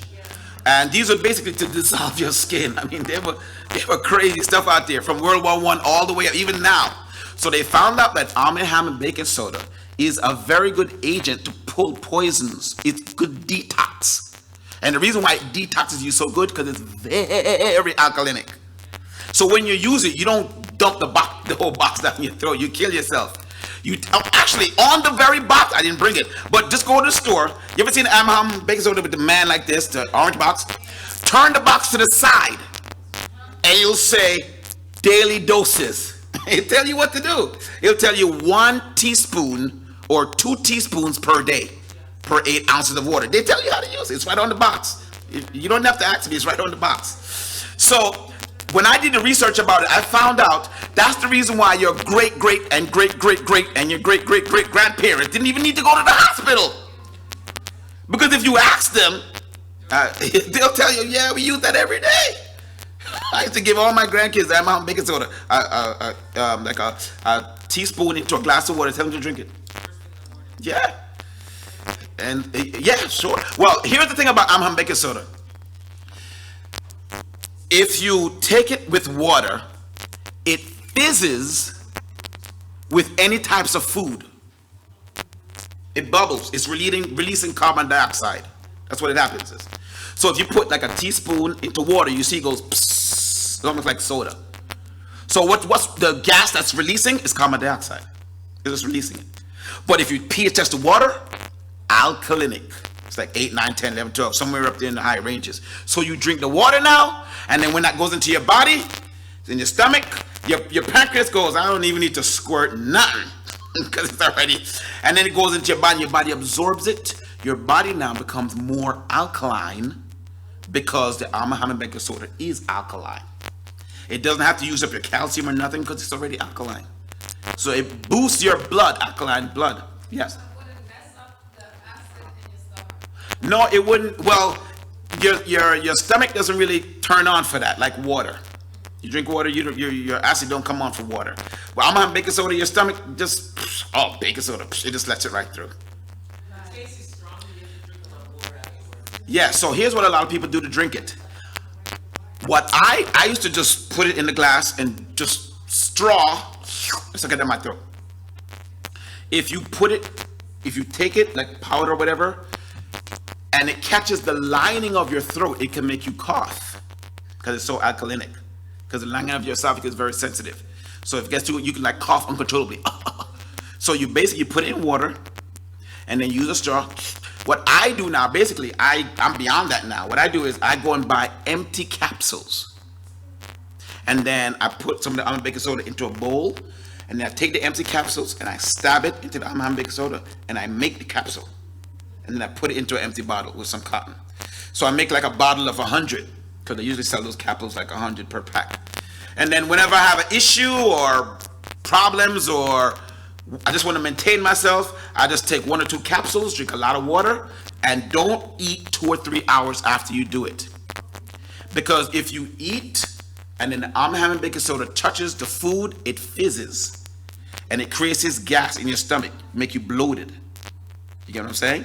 So if you're going to do it in the morning, don't eat until 2 or 3 hours after you do it. By that time, it's gone. Or if you're going to do it after you eat, wait 2 or 3 hours before you do it. By that time, your stomach should be empty.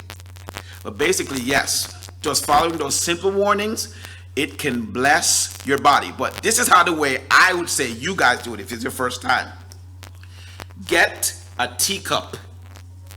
Put in the teacup hot water. Boil it, microwave it, whatever you want to do. 8 ounce. Take a teaspoon, not a tablespoon. A teaspoon of almond baking soda, put it in the water, let it dissolve. Then get molasses. What kind of molasses should you get? Yes, but what's the name? Black strap is the best one. Why? When you turn black strap around and you read the ingredients, it's very high in potassium, something like 400 something milligrams. That's excellent. You need those potassium because potassium is alkalinic. So you take a tablespoon of black strap molasses, put it into with the baking soda, swirl it around till it's completely dissolved, and you drink it. You don't even taste the baking soda. You can drink it as a tea, or take straw, and you done. Can I say salty though, right? Well, the blackstrap molasses, it covers over that with the sugar. Because what is blackstrap molasses anyway? Anybody know? Thank you. It's made from cane. They boil the cane juice until the water completely almost evaporates, and what's left in its concentrated form is molasses. So molasses is made from, huh? Oh no, it's a natural sugar. There's a big difference between natural sugar and processed sugar, and your body knows the difference, so it reacts differently. So all that sugars are good sugars your body can deal with. Yes. Yeah.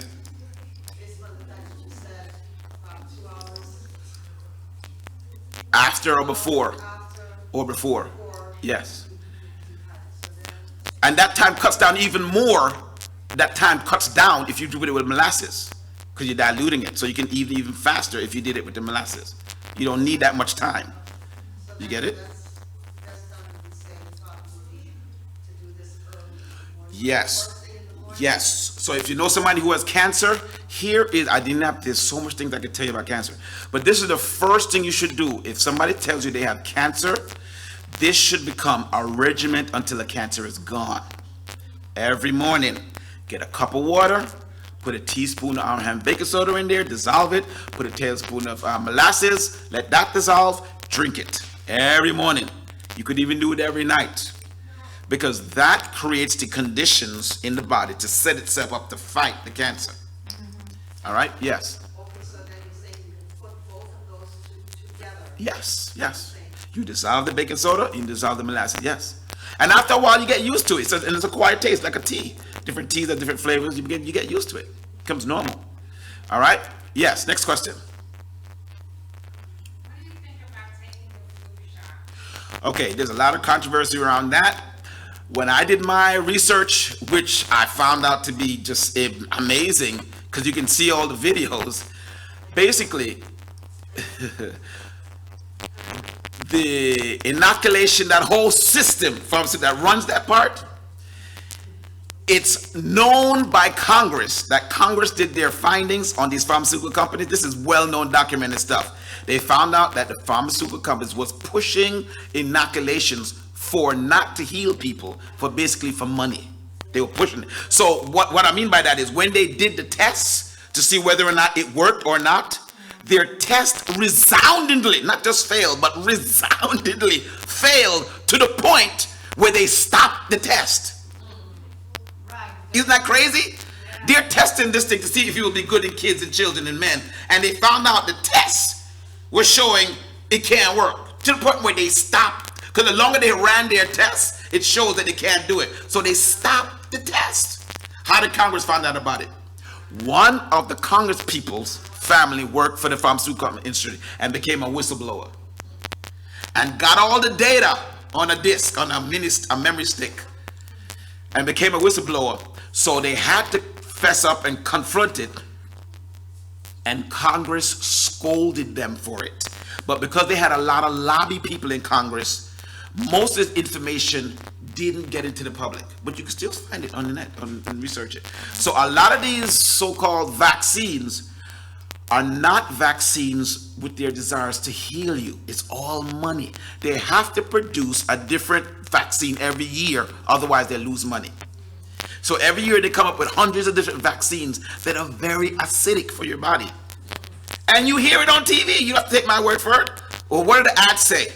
You can get acidosis, brain freeze, cancer, death, and they still sell it because they have lobbying. Now, I'm not against pharmaceutical companies, but I'm just letting you know. Now, was my kids vaccinated? Yes. Why? Because most of the vaccines out there, before this, people began to lobby against them, were made from the base of mercury. That's why the test failed. They used mercury as the main agent to stabilize their vaccine. But a lot of people found out about the kids getting all these diseases and crazy stuff. So they were forced to make an alternate one. with no vaccine, with no mercury in there. But responsibility lies on the parent. They don't tell you this. You have the right to tell the doctor, I cannot give my kid this. It has to be mercury free. And the hospital now is forced to go and buy that mercury free one and give it to your child.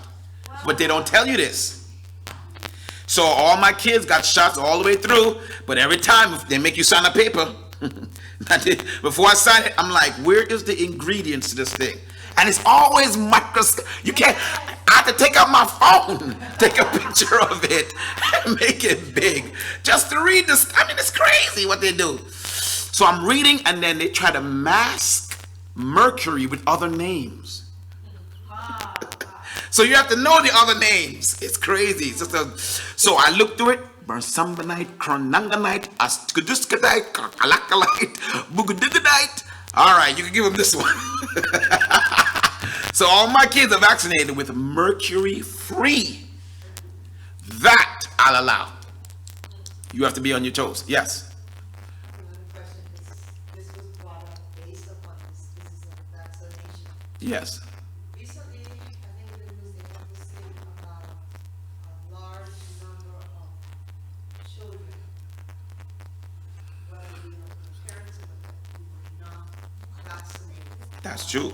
That's true. And they claim that because of this happening, it's created, it has brought back into life diseases like polio and. That's false. That's all false. I was just about. That's all false. The reason, yeah, True or not true is this, the other part of the question is this. yeah. If we are trying to, live our lives and build our lives to better health. Mm-hmm. Right? Our bodies, God has designed our bodies to build their own antibiotics. That is true. and all Yep. the rest of it. Yep. So then why do we need to have things like this, vaccinations and all the rest of it? Yes. What choice then should we, as Christians, make? Okay. Reasons why we need to do it is because we choose to live in well-populated areas. You cannot have your kid in school these days without vaccination. You can't. You have to go live as the Amish and do your own stuff. And even them, they're trying to force, but they repel them. So what I'm trying to say to you is, when you choose to live in a city environment, basically, you have to abide by the rules. And if your kids are going to go to school, they need these things. They just forced a whole bunch of Jews. Jews fought long and hard in Brooklyn, but they started to shut down the schools, Jewish schools, until they did it. So then they were forced because they wanted to live in the city. So what I'm trying to tell you is, if you want to be all natural, you got to be like the Amish. And that is one of the reasons now, even with my kids, I'm not financially stable yet to move out into the country. So we had to make a decision, but it was a well-informed decision. So I made sure there was no mercury, no all the stuff, and did all the research, and the kids are doing fine. Now, as Christians, what should we do? That is the reason why I formulated Daddy's Juice Farms. Quick history. My dad used to make juice all the time for Jamaica. Carrot juice, fresh juice, all the kind of juice. But when I moved out of the house and started to have my own house, I wanted the juice. He didn't have time to make it, so I started to make it. In my making it, I gave it to my friends and family. They took it to their workplace, and they were like, man. So they always came back, and I'm making like hundreds of juice every week, not getting paid. So if someone in my house goes, man, start a business. So the question now was, what you gonna name it? So my aunt says, easy. You're the daddy, and you're making the juice. Daddy's Juice. And Daddy's Juice Company was born. That's how we call it, Daddy. So we kept on doing that for a while. I did my ministry. I'm all over the place preaching, doing seminars on every subject, marriage, all kind of stuff. And then I felt impelled by God, so about 6 months ago, to merge. So I merged my ministry with the company, Daddy's Juice, and we created a new name now, Daddy's Juice Farms. The goal of Daddy's Juice Farms is continue to make the juice, teach people how to do it, but it's also to teach people how to farm, produce fruits and vegetables, herb gardens, indoor or outdoor, the whole year. So you can make a garden on your property that could feed an entire block. They call it urban farming. That's what we do now. We go into Adventist or public schools, Adventist churches or Catholic, wherever, any church, any school, any business, any home. They call us in there, pay a fee, and we set up their garden for them. We teach them how to do it, how to run it, and then we leave them with it. And the produce that they get is just phenomenal. I can show you pictures. I just finished a garden that reaped over 1,500 cucumbers, 1,000 tomatoes, eggplants. I mean, it was like a farm, but it was a regular house. They were able to feed themselves, their neighbors, I mean, they were able to sell some of it, some bottled it, sell it through the internet, still was able to start businesses. I mean, it's incredible. So I feel that we need to get into this mindset, especially in this time when the food and the situations are going on, and technology and the earth and pollution and Trump and all this. This is the time where we need to start knowing how to do stuff, how to get it done with what we have, how to build a garden, how to produce, how to take care of my kids. If I have no money today, can I still feed them? Sure you can. We just turned a whole lady's backyard, not even the whole backyard, producing thousands of vegetables from just 1/4 of her backyard. We should all be doing that. Why? Because when you grow it, you know where it comes from. These pesticides these days, no matter how much you wash it, it's still not good. So as Daddy Juice Farms, we do the juice and sell it and everything, but we also teach them. And I find out that as we move closer to the end, this knowledge has become more and more priceless. Mr. Caperi, I used to teach at Whispering Pines. And we did a garden that was amazing. I'm a witness. Amazing. We produced so much food. We fed all the staff. We gave away to the food program. People from the neighborhood was coming, and we documented all this. All this is pictures and everything, videos. We produced so much eggplant that the lady in the kitchen, I taught her how to make the eggplant burger. The kids loved it. We even got to the point where we were making eggplant burger. We were going to package it to sell it to the parents, like certain burgers per bag, because it was so famous. I set up an indoor garden in the school producing cucumbers. It was amazing. So what I'm trying to tell you is, this is a knowledge that all Christians should have, because we know things from here on out is only going to get harder. And fruits and vegetables are only going to get more expensive. But the reason why we don't step out and do it, because we think maybe we can't, or is, trust me, I was telling Mr. Benoit that downstairs, we used a closet in a school, a closet, to produce enough cucumbers to send their kids to their school trip. A closet.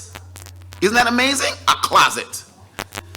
What they used to do is wash cars to get money. But this year they did their cucumber on the indoor in the closet, and that thing was just so produced, and they sold the cucumbers like each one for $1 or $1.50, depending on the size, and they made almost like $1,500 the first year. They took half of that money, invested it back in it, more stuff, and they made $2,500 the second year.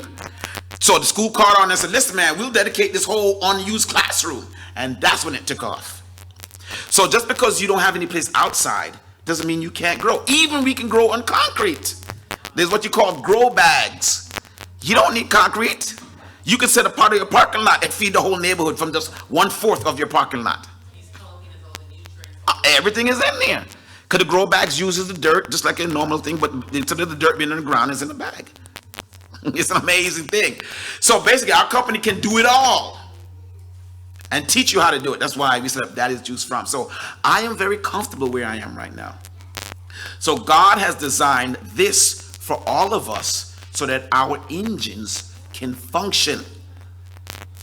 But I must warn you as I close. Yes, I'm gonna get in a second. As I close,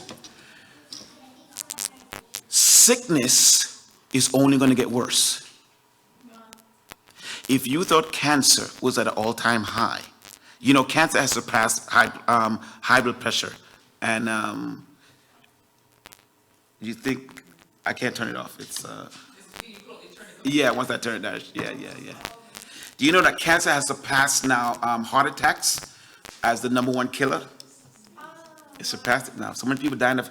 If you don't know somebody who has cancer, just give it a little while. You'll know somebody. But what I'm trying to show you is the Bible says God kept most of these diseases off the Israelites when they ate what he told them to eat, even though they rebelled against it a lot of times. Someone says, but Pastor Martin, would you can still eat right and get cancer? Yes, you can. Because cancer is formed not just by what you eat, but the way you think. Absolutely. And the attitudes you have to people. Yes. Yes. So you can eat right, but if you're just raw, cancer comes. Because when you're angry, your body produces stuff in your body. Acidity. It produces acidity. And then it builds from there. All right, next question. Yes. That segues into my question. I've learned that, based on some research I've been doing, they said Long Island has one of the highest cancer incidents It in the does. entire nation. It does. Did it tell you why? And it was related to the water on Long Island. And you know why the water? Was it Drummond back in the day with all that, they were doing a lot of research.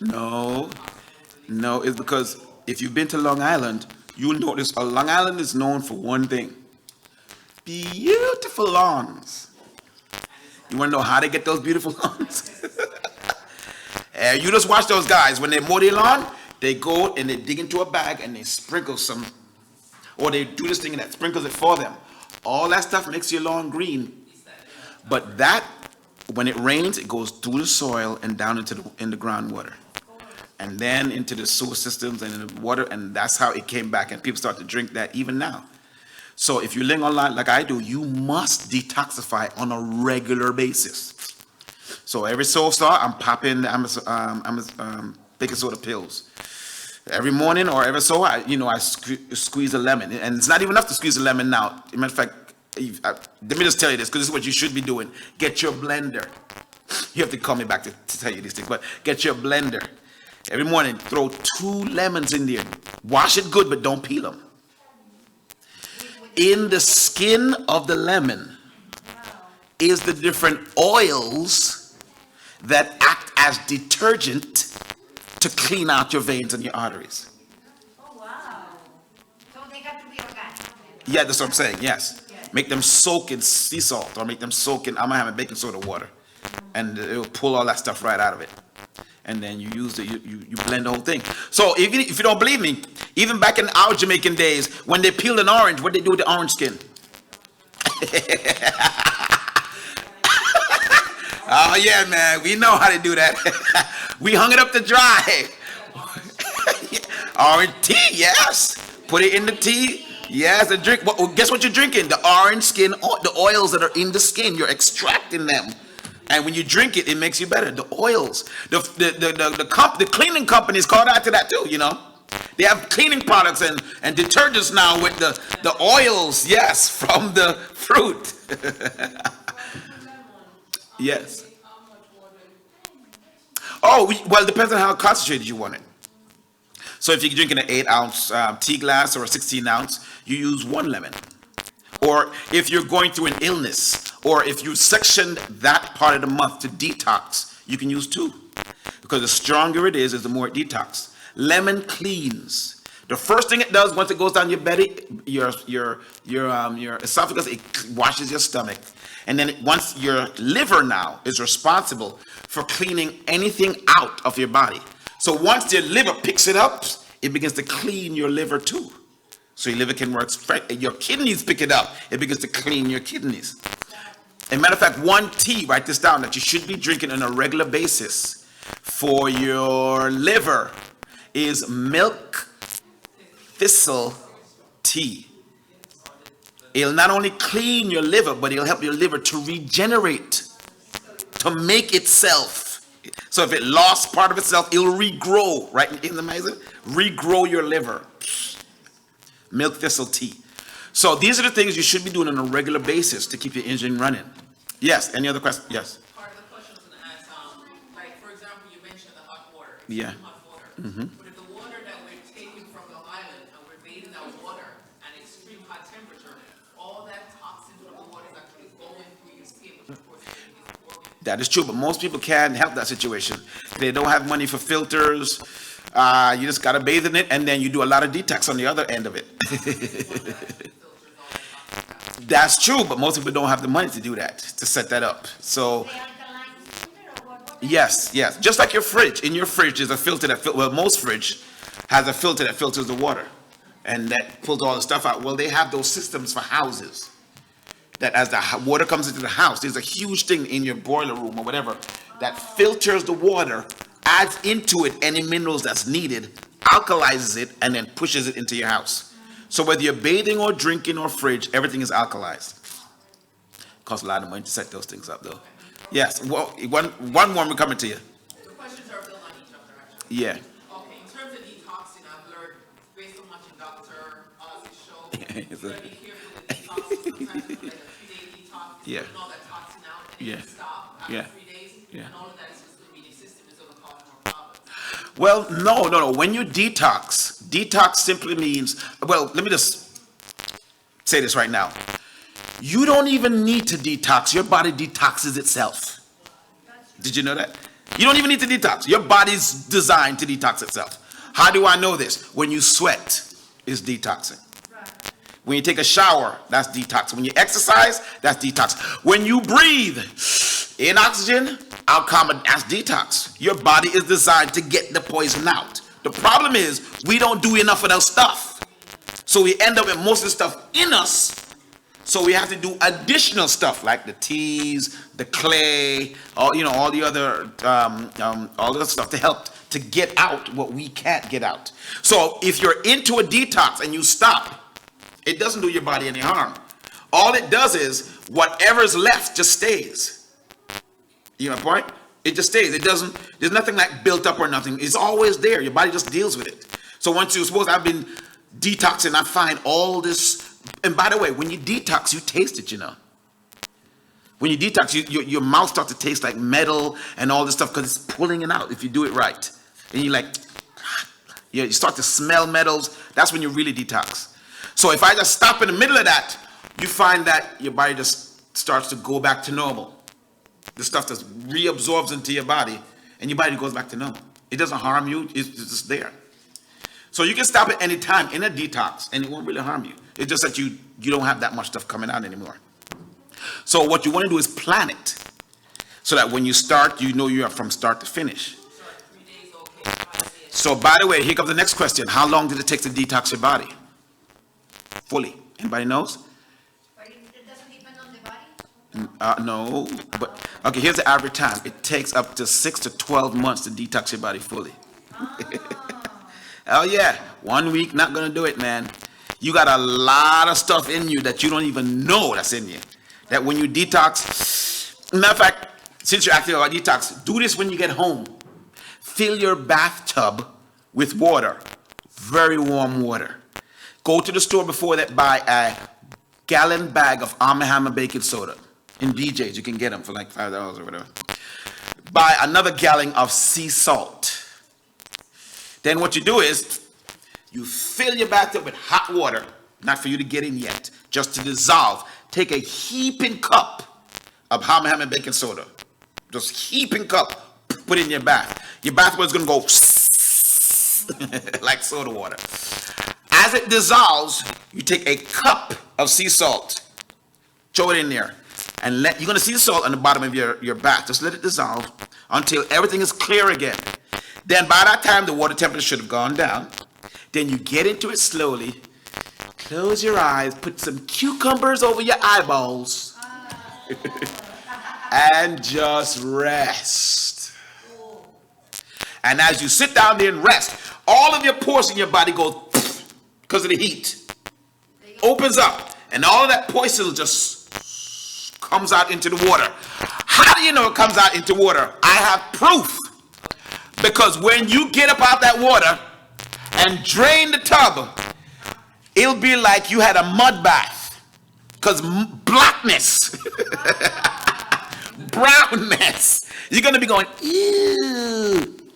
The whole tub is going to be brown, like somebody just got in there with a dirty shoe or something like that. All of that came out of you. Amazing, isn't it? That's how you know it works. Huh?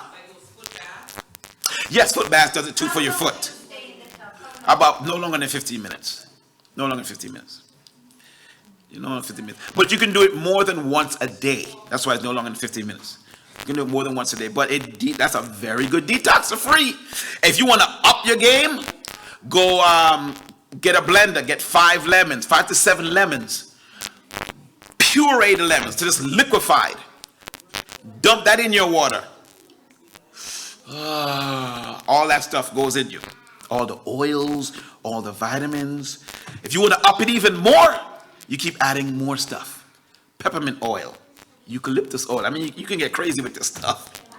But you don't have to add everything at one time. You can just do one bath with this. Tomorrow do another bath with this, another bath. You get what I'm saying? But that's ways to detox. Cheap, inexpensive. Do it when you have time, when everybody's asleep. Beautiful stuff.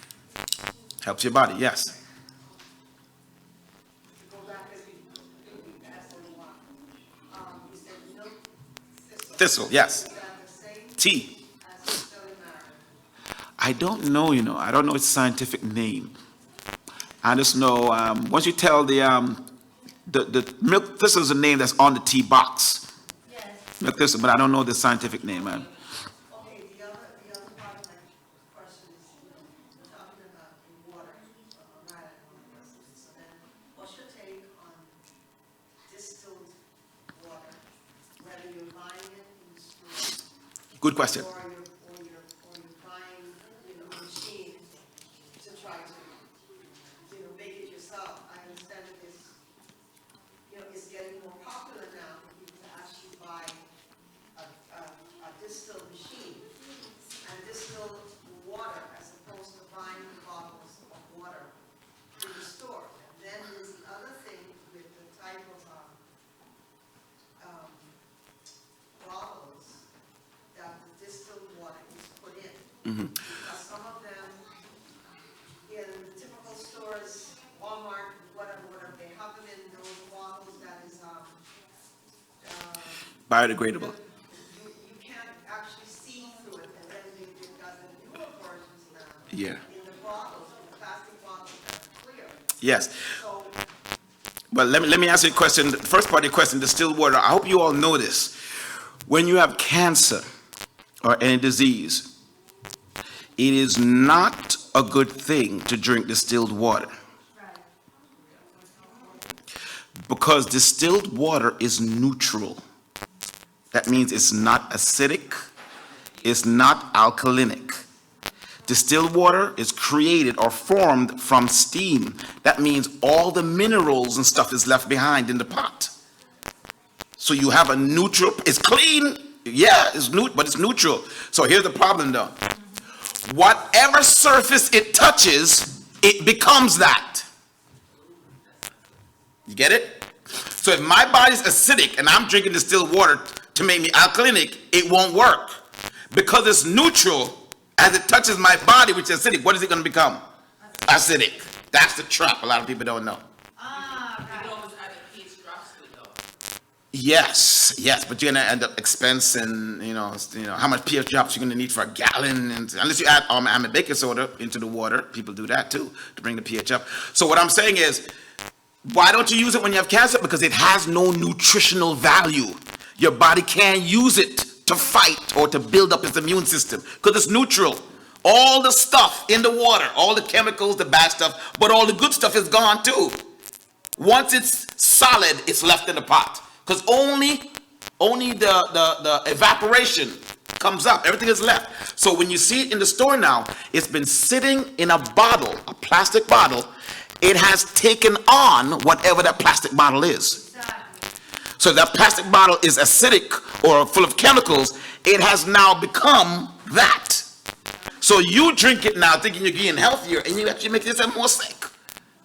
So the best water to drink is mineral water. Why? Because it has the mineral content in it, and that's what your body can use to fight and build up its immune system. Or if you don't want to drink mineral water, just drink your regular tap water and just add lemon in there.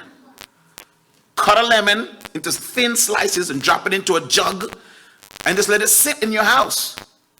and just distill out of the lemons into the water, mix it around, put some ice in it. That's very good water. Do the same thing with oranges, grapefruits, anything you want. Seltzer water is this new big thing. Is that safe? Seltzer water is basically carbon dioxide, basically, in water. Soda, that's all it is, carbon dioxide. And that's what makes it fizz. So you already have enough carbon dioxide in your body. You want to add any more. So I wouldn't do seltzer water. Right? Yes. And how about the alkaline water, like the pH 9.5? Well, the alkaline water is off the same system. All they do is they take water, actually, I know I'm giving you a lot of information, but inhale. We have to watch alkaline waters. Here's why. It's not just the alkalinity in the water that makes the water powerful. It's the electric,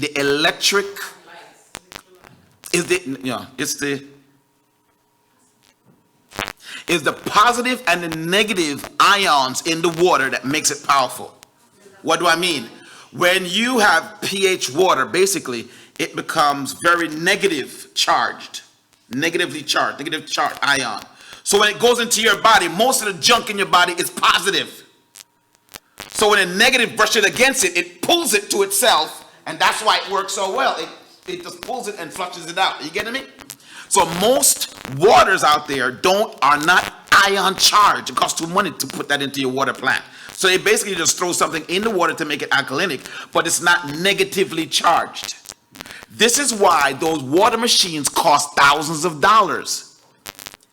Because in that machine, I know I'm giving you a lot of stuff, but here, in the machine are 2 titanium plates that sits, and as the water passes by, it gives it a negative charge. So the water comes out not only alkalinic, but negatively charged. So when you drink that negative water and it begins to flow through your body, all the positive chemicals and all that kind of stuff sticks to it.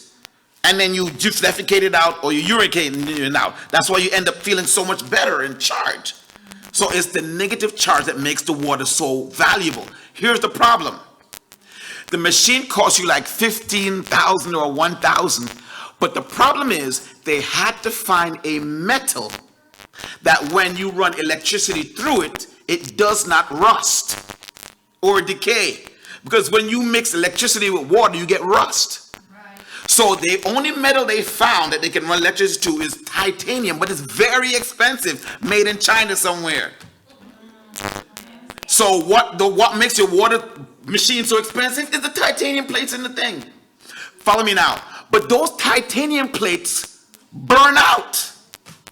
So you can spend $1,500 on a water thing and it's good for a year, but after a year, you find the negatively charged water is no longer negatively charged, it's positive. Because the plates don't work anymore. And you can't replace them. It's so far into the machine, you have to throw it in the machine or just continue using it for what it is. So you know people who go to people's houses to get some water?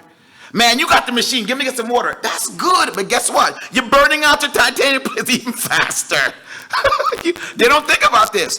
Then soon they're sick with cancer and they're like, praise God for my machine. Ooh.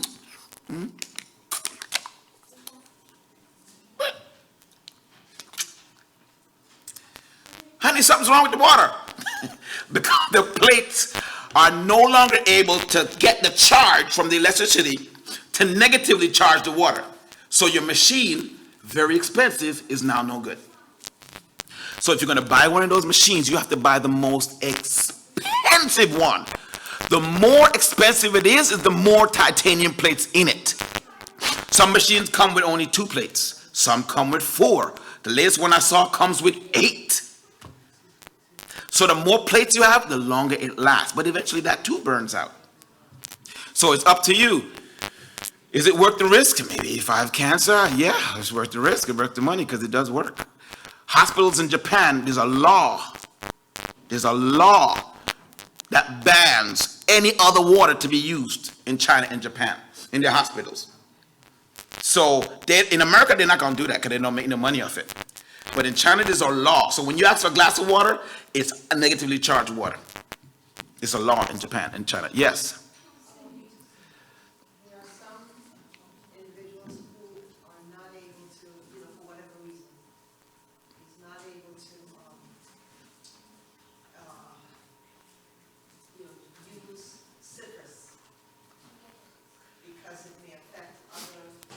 In your body, yes. from what's going on, but medically, So you want to know what else to use? then what else? Yes, well, God made a big earth with a lot of green stuff. Let me tell you, anything green is good. Anything green. Now, I know this is going over time and people are leaving. No, praise God, it's okay, it's all right. But I mean, I can answer your questions, but the time is running. You got to call me back or something. All right, let me end on this. Anything green is good, but there's a reason why green works. Scientists has looked at the greenness. What do they call that?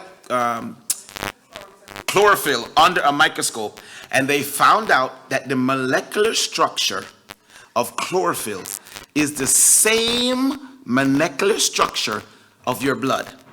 Isn't that amazing? It's amazing. So anything green molecularly mimics your blood. The only difference is this. At the center of the molecular structure of your blood, there is a what? Iron molecule. That's what makes your blood red. At the molecular structure of the green is magnesium. That's what makes it green. Outside of that, the molecular structure is almost the same. So it's almost possible, they say, you could swap the greenness for blood. You can give a person infusion. And somebody actually did try it, but it didn't work. It didn't work. But when you drink green, your body so bonds with it, because the molecule is so the same, that your body thrives off green.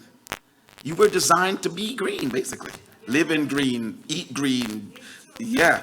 So guys, if you want to be healthy, find more green things to juice, eat, and drink. Your engine will function better because of it. But in all, as I close, do not become a fanatic. That will kill you. I know a lot of vegetarians that are dead. Oh, Pastor Martin, I'm going to be a vegetarian tomorrow. No, not good. Can I tell you a quick story about well, I can tell you the church. I can't tell you. I did a huge seminar at Jamaica Church in Queens. 2 weeks. I had a seminar. A lot of information. After the first week, a lady came to me and said, Pastor Martin, I was so amazed at what you taught. I think this stuff is amazing. I stopped eating all meat. I'm like, but before I could say, I don't think you should do that. She said, Pastor Martin, but I got to tell you what happened. What happened?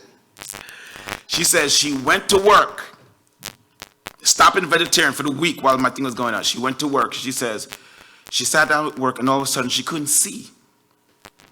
I'm like, what do you mean you couldn't see? I couldn't see anything, Pastor Martin. My eyesight was gone. I'm like, what?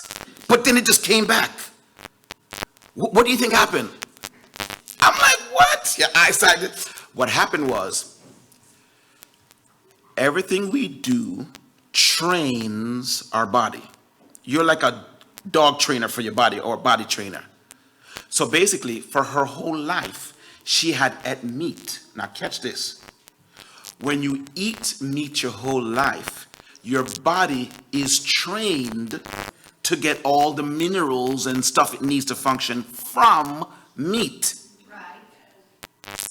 So when you switch over to not meat, your body gets the food, digests it, but it doesn't absorb it. It just poops it out. So your body begins to be deficient, which is what causes our eyesight to stop functioning. It was like an engine was sputtering, brr, on, eyesight off, brr, on, eyesight off. So she said, what should I do, Pastor Martin? I'm like, listen, man, go to Kentucky right after church and order yourself a big bucket of chicken and eat all of it.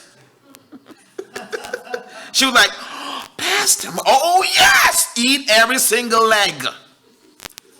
Why? Because you came off the meat too quick.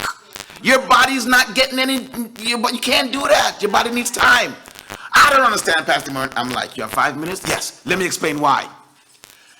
Every time she ate meat, her intestines is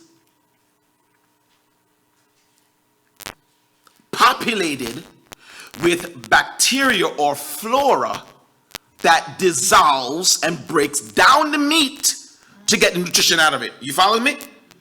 So her intestines was specifically had bacteria for that purpose because that's what she ate. Now she puts all types of other stuff in there. So when the bacteria went over to digest all this plant material, the bacteria is like, I don't eat this. So it didn't extract it or break it down. It just let it pass. Right. You follow me? So nothing was absorbed. She was malnutrition. Isn't that amazing? Wow. So what you need to do now, if you're going to become a vegetarian, is you have to do it in stages. Right. So meat today, vegetable tomorrow. Meat, vegetable. Meat, vegetable, meat, meat. Because what you're doing now is you're building up a whole new culture of bacteria and flora that would help to digest your new source of food. That makes sense? Yes. That's amazing. I'm So glad you said that. that's beautiful. I'm glad you said it. So once she understood, she's like, that's why my body was yes. So when she began, by the time we ended the second week, she said, Pastor Man, that's true. My eyesight is back. Everything is normal again. So I said, you should take 6 months to a year to come over. Some people have done it, say, but I do it less. Okay. But I'm telling you, for safety purposes, 6 months to a year is good. Don't rush. What you rushing for? God said you can still eat meat. Meat, you can eat chicken. Amen. You can eat fish. You're not going to hell from eating fish. I know why we think that way. All you're doing now, you're just going to a more palpable system when you become a vegetarian. But you can still eat meat. Nothing wrong with meat. God said you can eat it. But as we see our environment around us, it becomes more better to say less meat and more plants. Yes. Even Burger King has jumped on board. You know, what was the name of the burger? It is definitely impossible. Is it vegetarian? Yeah, it is all plants. Yes. But you know, as we close, you know what Burger King did first? Burger King made their burgers, they didn't have enough meat to populate all the Burger Kings around the world. So they started to grow worms and smash them and use them in their burgers. And a whistleblower put it out in public that people were eating like 70% worms and 30% meat. When that hit the fan, Burger King lost tons of money. Wow. But the worms were palatable, could be eaten.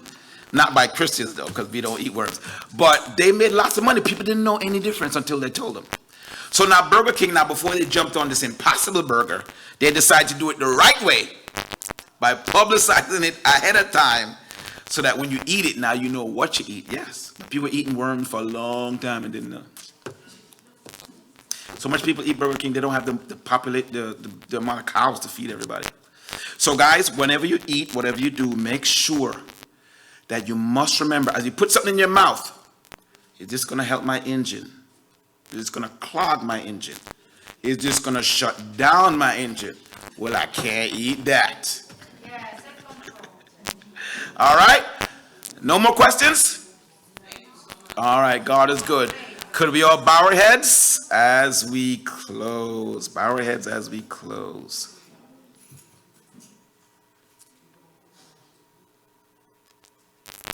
Heavenly Father who lives in this city, we thank you for all that you've done for us today. We thank you for the wisdom, the knowledge, the understanding that you have given us through your Holy Spirit. Help us now to remember. It's impossible to remember everything, but help us to read our handouts and to share with others what we've learned on how to manage, maintain, and take care of our engines. It is the house of the Holy Spirit. Amen. Be with us now as we end the Sabbath. We thank you for the blessings which we've received, and we look forward to next Sabbath when we can share and learn more about the love and the grace of Jesus Christ. Take us home safely. In Jesus' name we pray. Amen. The church said, Amen. I want to thank you for inviting me.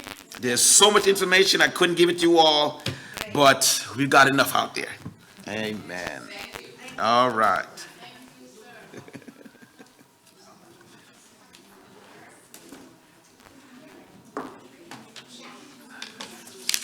Yes, and I'm glad that each one of you stayed and enjoyed the program and take all the information, so we're gonna put them in practice.